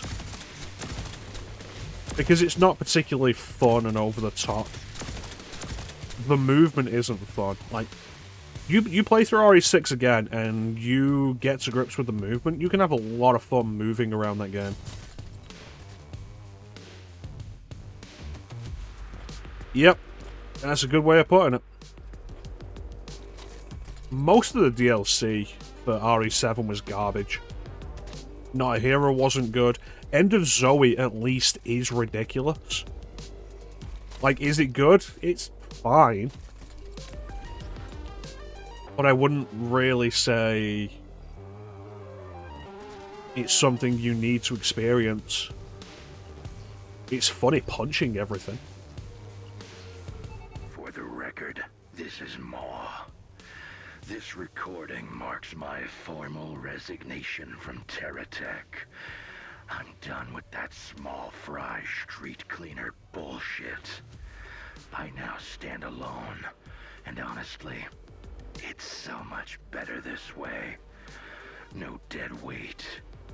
I'm recording this message to I don't know, document and immortalize my path to greatness, and to expose the weakness that surrounds me. The contingency device is now mine. Even Turbo couldn't stop me. What a moron.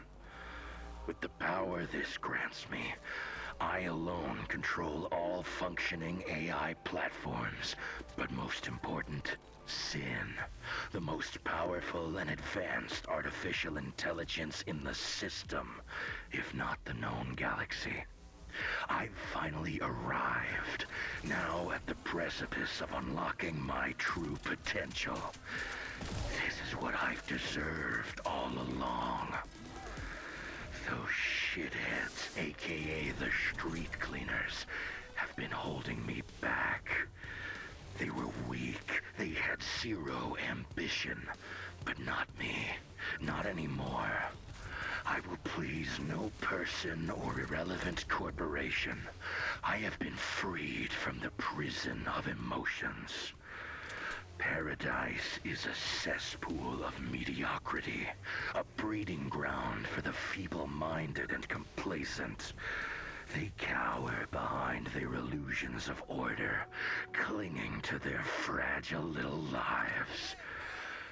But I will no longer be one of them.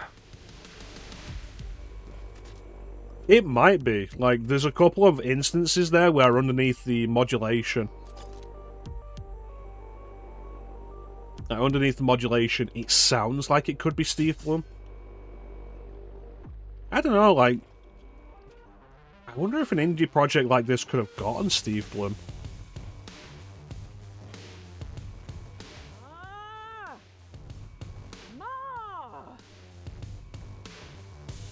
Looks like the team's falling apart. Open the door. Open it, you son of a bitch. Ripper, tell me what the hell's going on down there. It's Ma, boss. That two-timing bastard's taking the contingency and locked me out. Mother of all fucks! We need those data sets, Ripper. Do not let him take them. But yeah, like I was saying, I think the only DLC in RE7 that is worth anything is the ones that feature Clancy, that expand a little more on what Clancy went through. The one where he's trapped in the bedroom, I think that's kind of interesting. The one where you've got to play the poker game and outsmart Lucas, that's kind of interesting.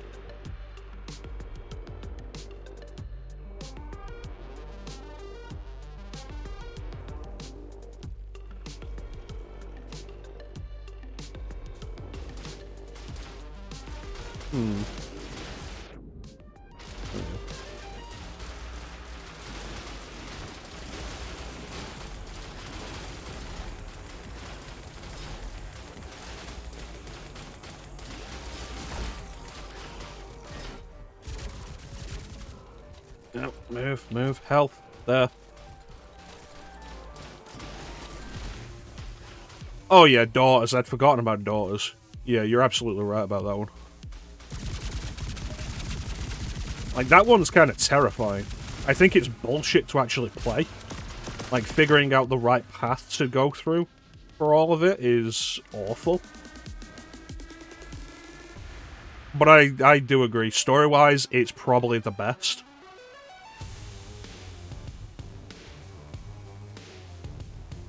And, like, it is kind of terrifying, like, seeing Jack and Marguerite as they were as regular people, and then turning into the monsters. Horrifying.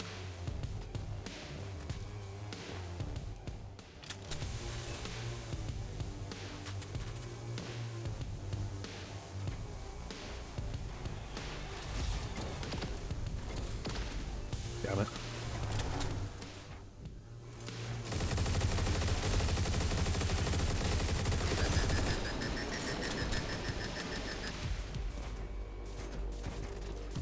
No. I can't really comment on Village's DLC because I've just not played it.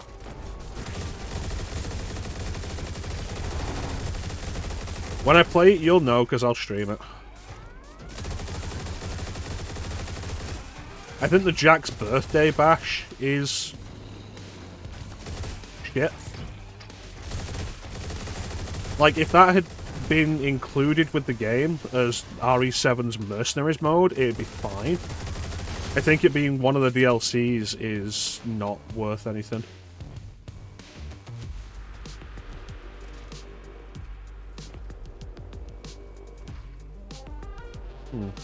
That looked like water.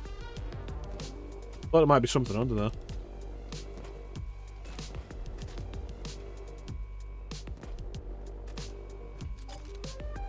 I have surprisingly low health.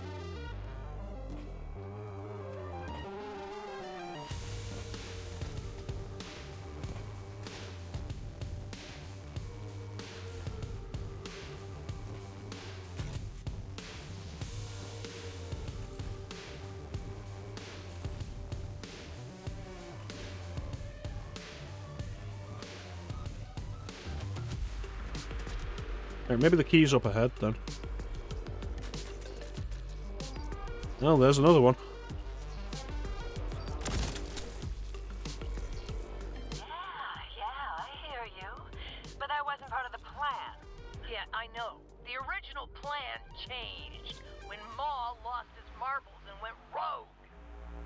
So, what infallible plan have the brilliant minds at TerraTech come up with this time? The new plan is simple. You eliminate Maul. The only question I have for you is this.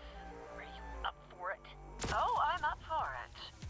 So long as TerraTech is willing to quadruple my fee. Yeah, we'll work something out. Goody. Fucking barrel guys. They're chainsawing everybody trying to get my health back up and go right into a barrel guy, and I'm lucky I'm not dead.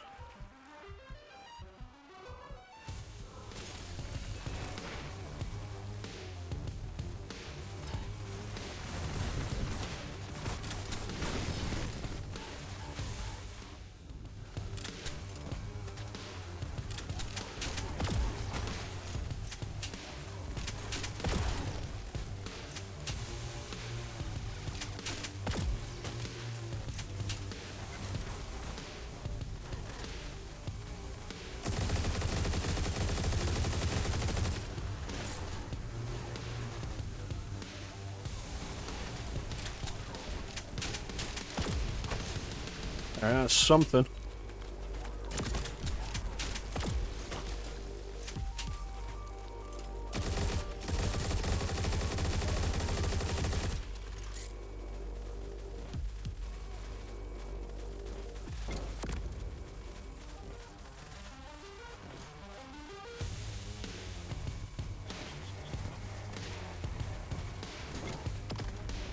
I'm not leaving without these motherfuckers being dead.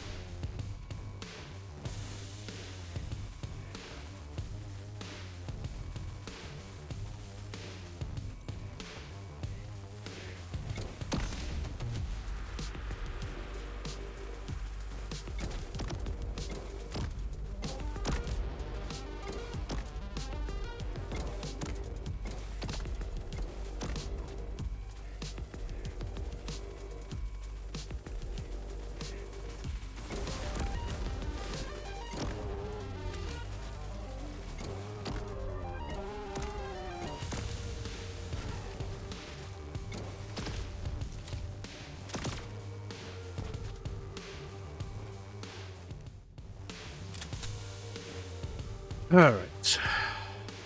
We're low on health, we're low on ammo, we might be about to face Ripper.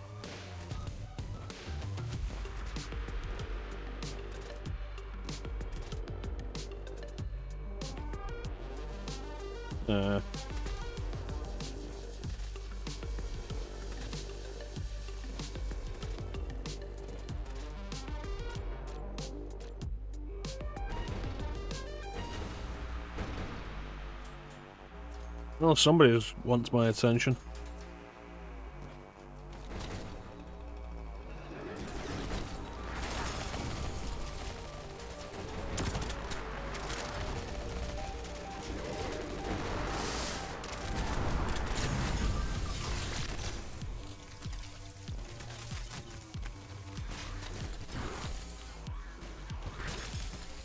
Yeah, the good news is we're not low on health anymore.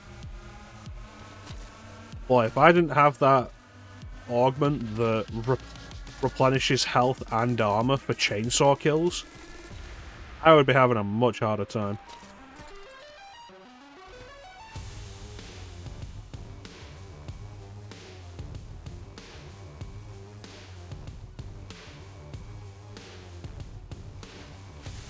Hmm.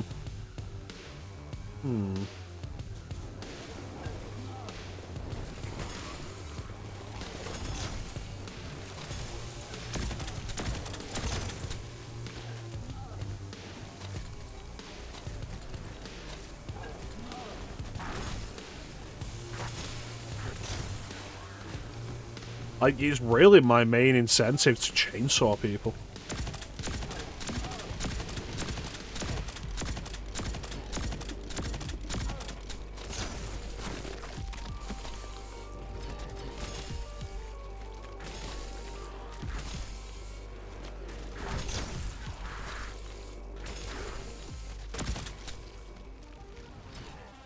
Sorry, I didn't see you there. Let me deliver my apologies in person.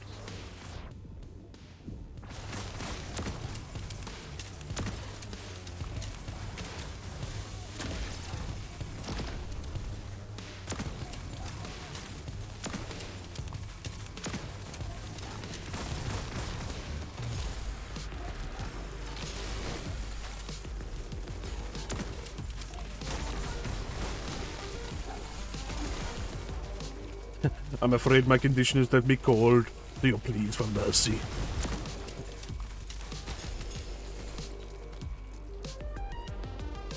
Yeah, I'm really not a fan of the boomer.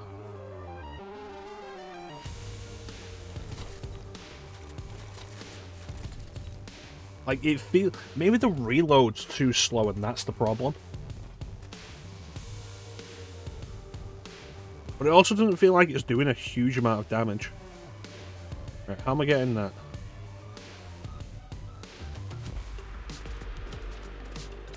There we go.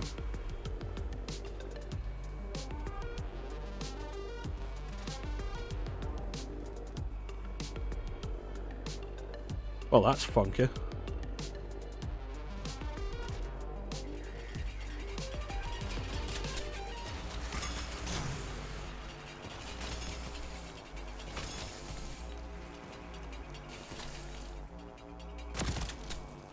Piece of shit.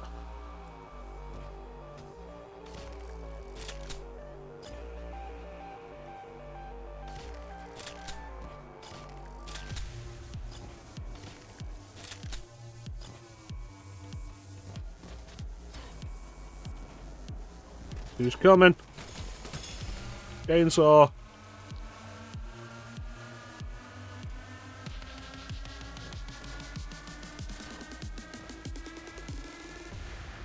You know, I'm looking over there thinking, like, how am I going to get over there? And I keep forgetting I have this.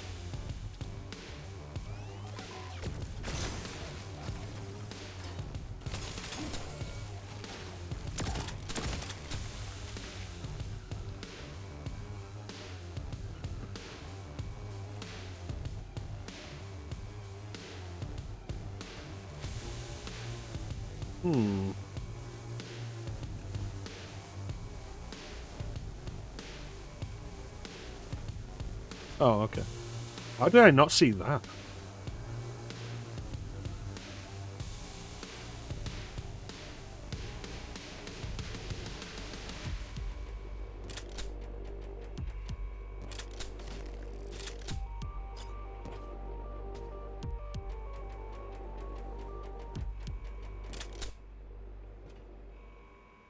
These all being lined up says something to me.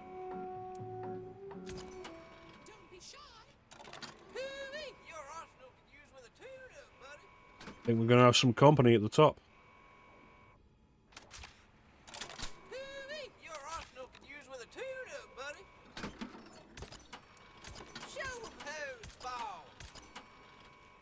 Alright. Just call me her because I'm fully loaded.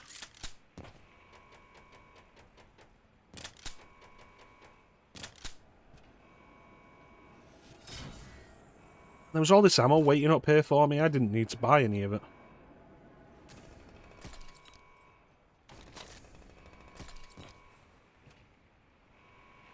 Well, have you ever seen a boss fountain so boss fountainy?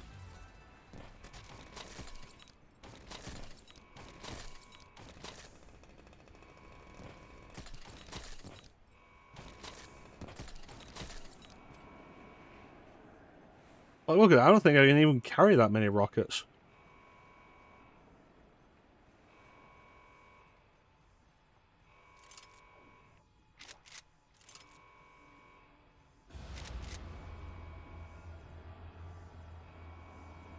Johnny Turbo, as I live and breathe. And I am living and breathing, but you, on the other hand. With all that chrome tech shit, you got more of a little zap and a kind of a than a pulse these days. Am I right? Am I right, Johnny? Ugh, flesh. So overrated. Is that what you think? So, here's the thing. You might be a hideous pile of metal and, guts. And I might be the bitch who made you that way. But we gotta hit pause on the whole mortal enemies thing. What's going down is much bigger than us. Maw's out of control. And we're the only street cleaners in this system who can stop it. You're too late. So, bestest buddy, what do you say? Do two unlikely badasses team up and save the... No. Oh, you are dead.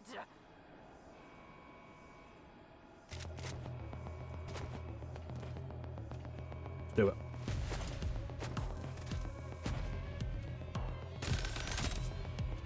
I remember when we met. You were quite the regulator. Now look at you. Just a wannabe street cleaner. Ah, that's what you're doing. Alright. Told you she was too late. She's fast though.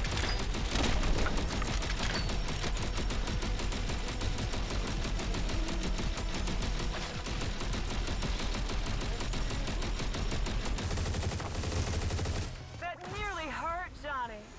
You ready to take this dance to the next level?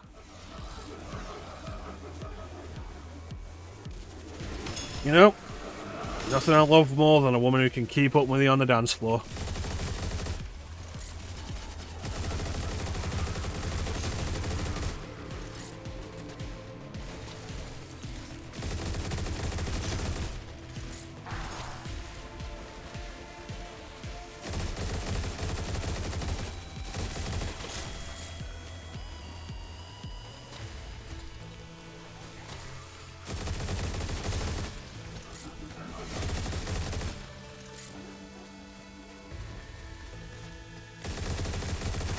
Boom.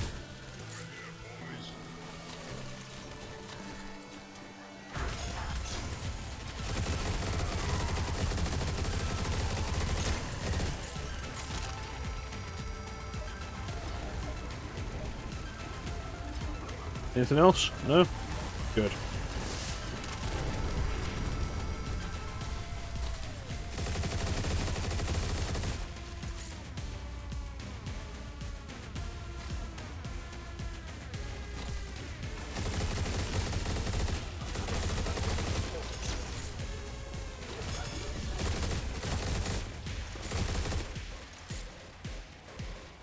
See, the mistake she made was thinking that my interest in self-preservation and stopping sin and more was greater than my, honestly, fuck you levels of desire for revenge. Oh, you came back. You're not the first to resist me, Johnny. Bung! But you'll be the first to regret it.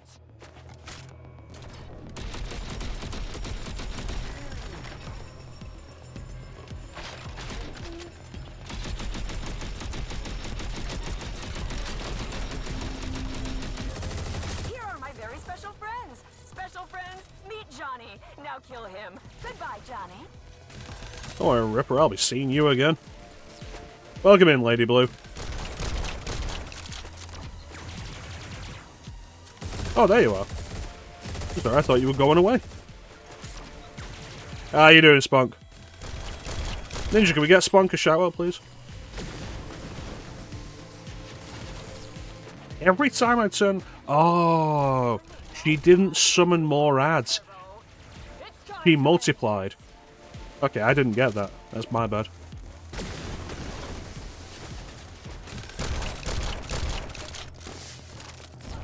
Excellent, what are you playing? Death Stranding 2. How's Death Stranding 2 going for you? I've heard it's a good game. Killing you is always the best part of my day, Turbo. I don't entirely believe it, but, you know.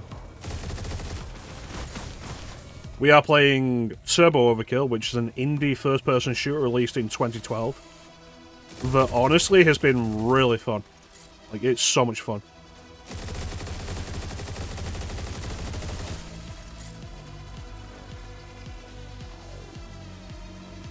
Oh, you mean Turbo Overkill? It is so much fun. I'm really enjoying this. This is my first playthrough. Where is she? Don't leave me lonely on the dance floor, honey. Let's see how good you are at my game, Turbo. Really? Alright. No, 2022. Did I say 2012? I meant 2022.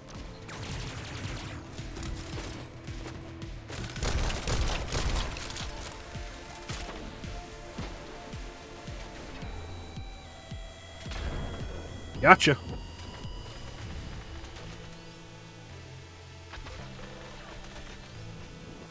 should have stayed out of our business, Turbo. Now you pay the price. Brilliant, big fan of Kojima games. If you haven't, I definitely recommend going back and playing some of his older ones that didn't get released in English. Played through Police Notes for the first time a couple of years ago, and it was really good. Oh, look at that. You're armless. This isn't over, Johnny.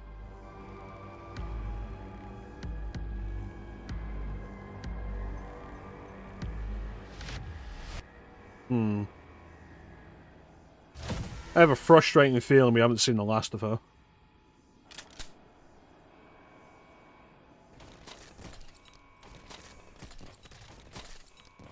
A lot of shotgun ammo, not a lot of other stuff.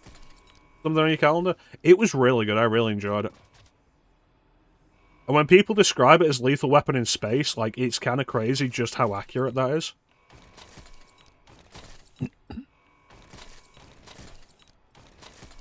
Well, the only thing that's left around here is shotgun ammo.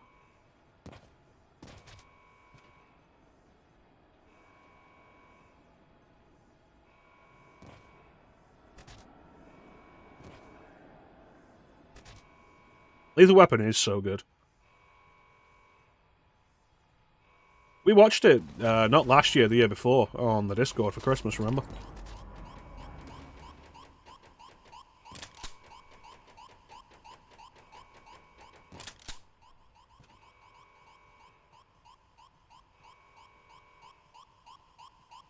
Yeah. That seems too easy. Sir, while I technically have no trap-specific sensors, my best guess? Trap. Definitely, probably a trap. Yeah, I made a clip of the fight with Jazz, because I made a really good one-liner. And, like, you can barely see what's going on the stream.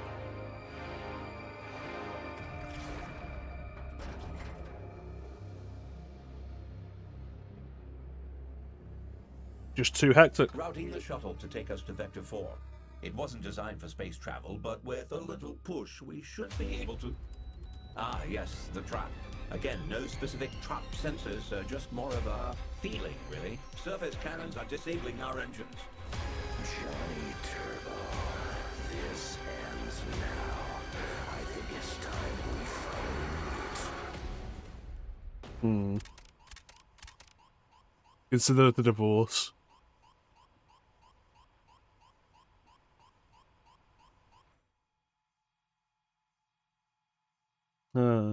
Good Good times. It's kind of crazy just how easily, oh, that's Gianni. Because Ninja was thinking it might be Steve Blum, and I was like, it does sound like Steve Blum in parts underneath the modulation.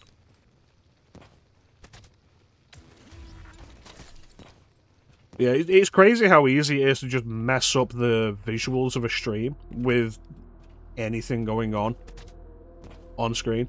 Like, Clem was playing Mega Man 2 recently, and the waterfalls in Bubble Man stage just absolutely ruin the quality of the stream.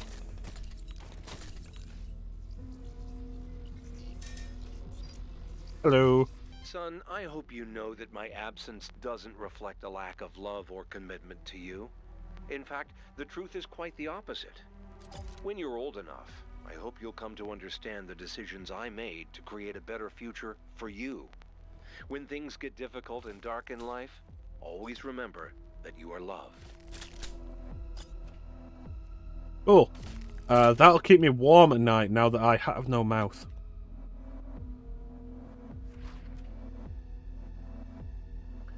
Try that again. Oh no, come on. This is such a bad jump.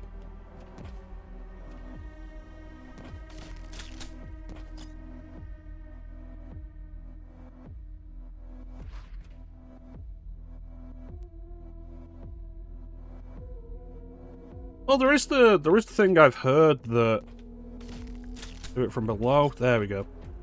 Get a bit more vertical. There is the thing I've heard that Twitch just doesn't make money.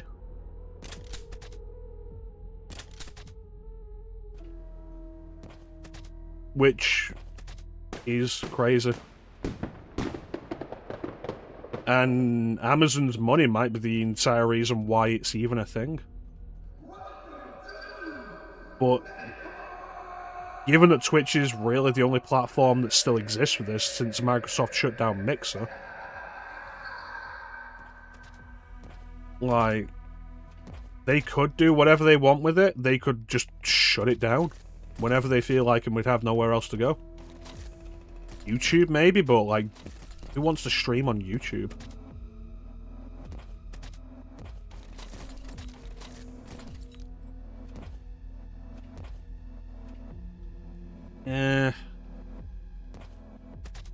Oh, there's another cassette tape. Yeah, but Kick is a thing for people who got kicked off Twitch. That's probably why they call it Kick.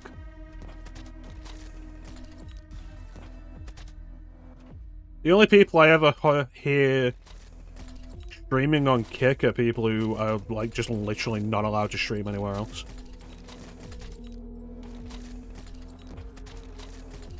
Yeah, Microsoft doesn't seem to be in a good place right now. The big push of, AI might have been the biggest mistake they've made. But it's everything. Every industry is costing more for everything.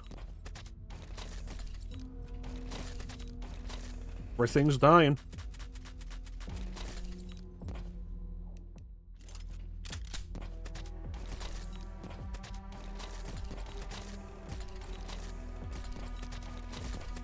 You think companies would look at the stuff that is profitable and successful and think, how can we do that?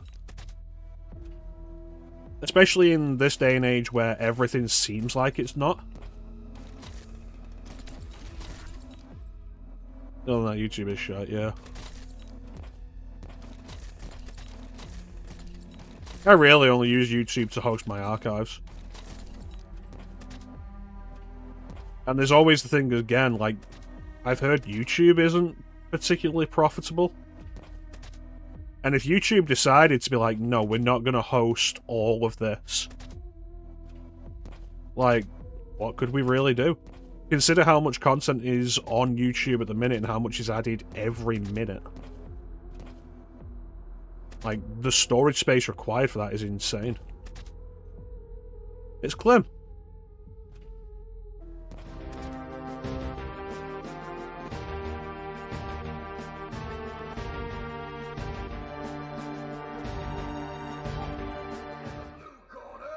Johnny Turbo leads the charge.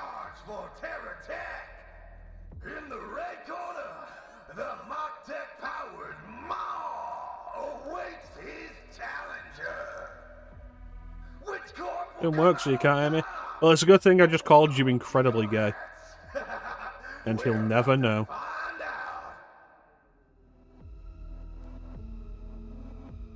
Yeah, sooner or later they're going to start removing stuff. It'll have to happen. Especially with storage prices increasing.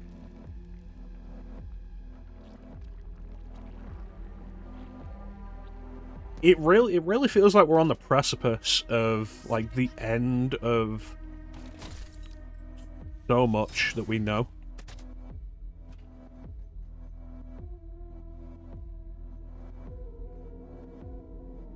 Yeah, I forgot to come.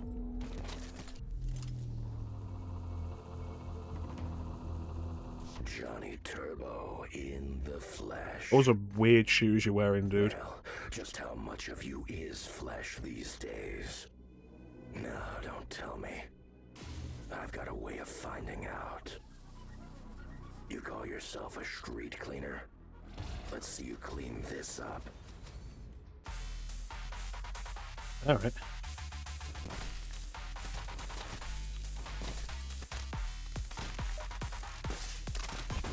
Bleed for me. Sorry, I don't do requests.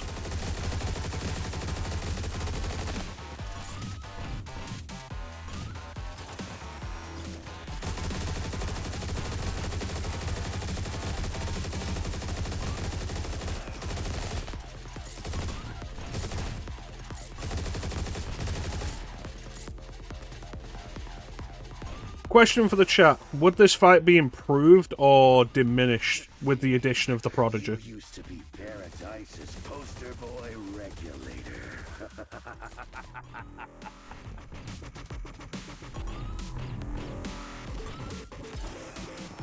Improved? Good.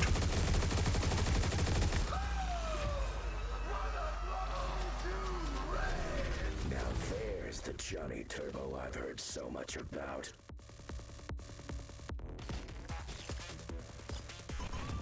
This is good, though. To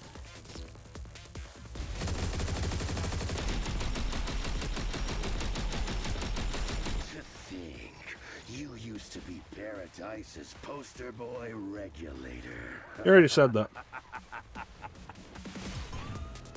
Invaders must die. I was thinking breathe. But maybe breathe starts up too slow.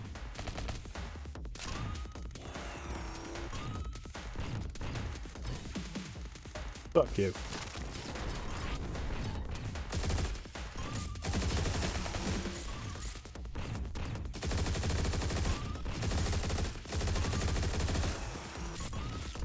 You're just a machine, Johnny. And machines can be broken.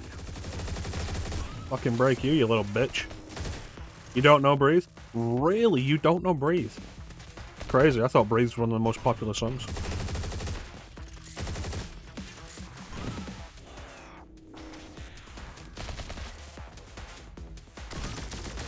Your bones may be made of metal. Alright, let's do this. Oh, we're doing a maze, are we? Where are you, you sneaky bitch?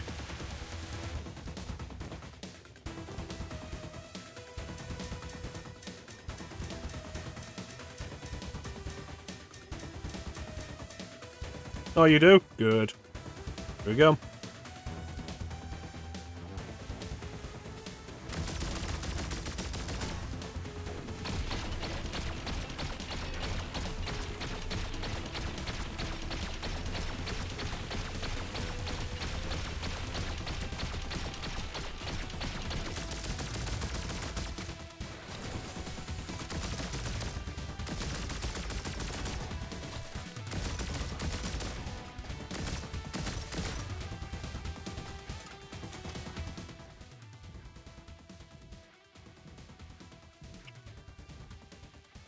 Keep this.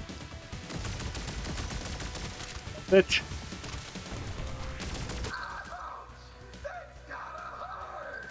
Oh, we're done playing?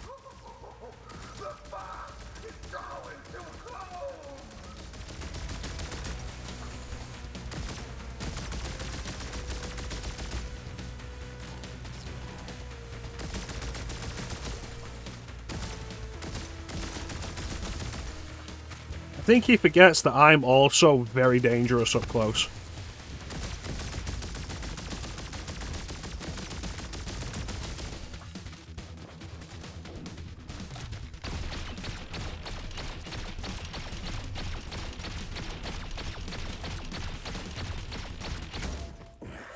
Bitch. Mark my words. When I return, I'm gonna tear your heart. You talk too much.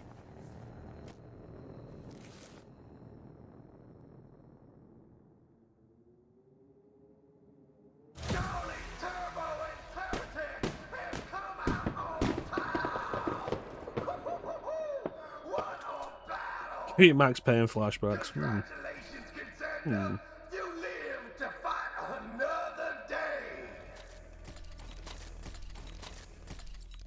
Yeah, this whole thing is like, mark my words, when I return. It's like, bitch, you think you're walking away from There this? it is, the starport. We've made it, sir. Now all we need to do is...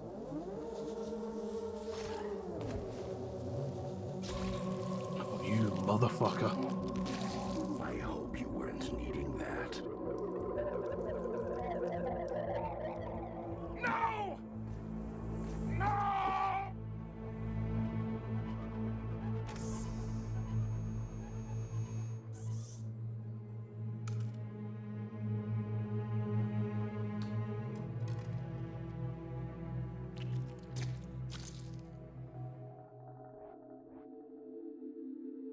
Well, that seems bad. Listen, what I'm giving you is temporary. The thing is, it buys you time. But it's not a new lease on life. If you don't get the full surgery in 8 months, you're gone. All your thoughts, your memories, everything that makes you you fades forever. The surgery's not cheap, but I know a guy who might have a contract.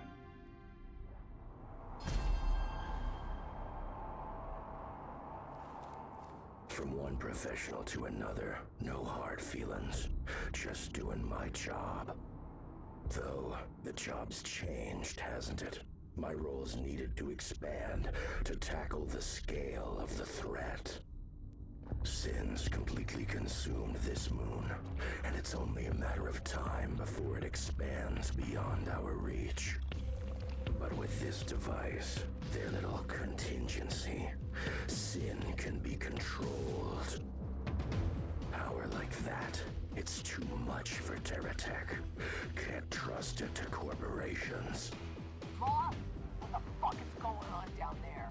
Give us back. Unlimited power. That should be reserved for gods.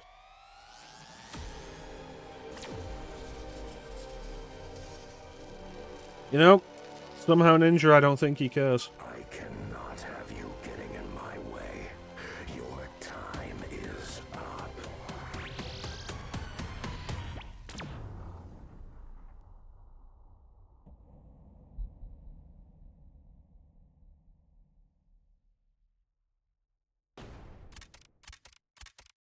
And that's episode 2.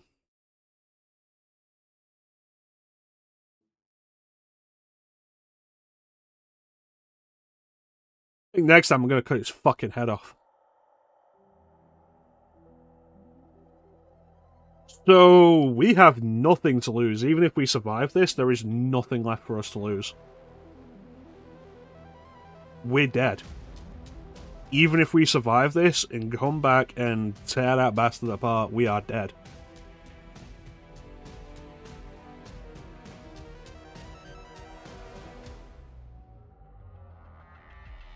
So it'll be fun to see what happens in episode 3. Our brain is destroyed, so we're not going back. The motherfucker ripped off our chainsaw leg, so that's an issue. Whatever he just did seems to have allowed him to take control of Sin, so that's worse. This game's so much fun. And I think it having a story is absolutely something that elevates it above other stuff like this. Because you can have some absolutely fantastic gameplay, but having a story as well to tie it all together and keep people interested can be so helpful in like giving you a reason to keep pressing on. It's one of the things I think Devil May Cry 3 does better than Devil May Cry 1. But I think we're going to call it here for today, with the end of episode 2. It's a clear stopping point, and we'll come back and we'll do episode 3.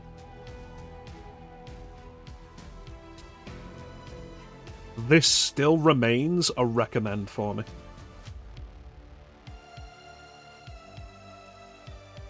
But yeah, that's going to do it for us for today. I want to thank everyone for joining the stream. I always really appreciate the support. Big special thank you to everybody in chat. Chat is always the best part of the stream. Flame, Ninja, Spunk for the raid, Clem, and Lady Blue. Thank you so much for joining me and keeping me company. Chat is always the best part of the stream. We'll be back later tonight with more Final Fantasy V. And Daylight Shooting Time will continue with Turbo Overkill. Let's have one more sound alert. That's not appropriate. Just a moment. Just a moment. But yeah, that's great. Absolutely enjoying this game. This is definitely a recommend. It's a shame the Steam sales don't last as long as they used to, because like if this was still on sale, I'd be like, absolutely get this. Buy this right now. Now that it's not on sale anymore, like let me check what the price is real quick. $16.75, so it's probably like $20. I would recommend it for that price.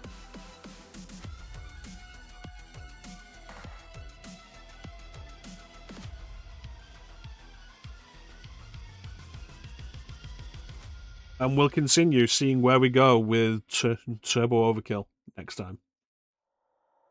But with that, there's not really anything else to say except thank you all for watching, have yourselves a fantastic time of day, and take care. We'll catch you next time, guys. Bye.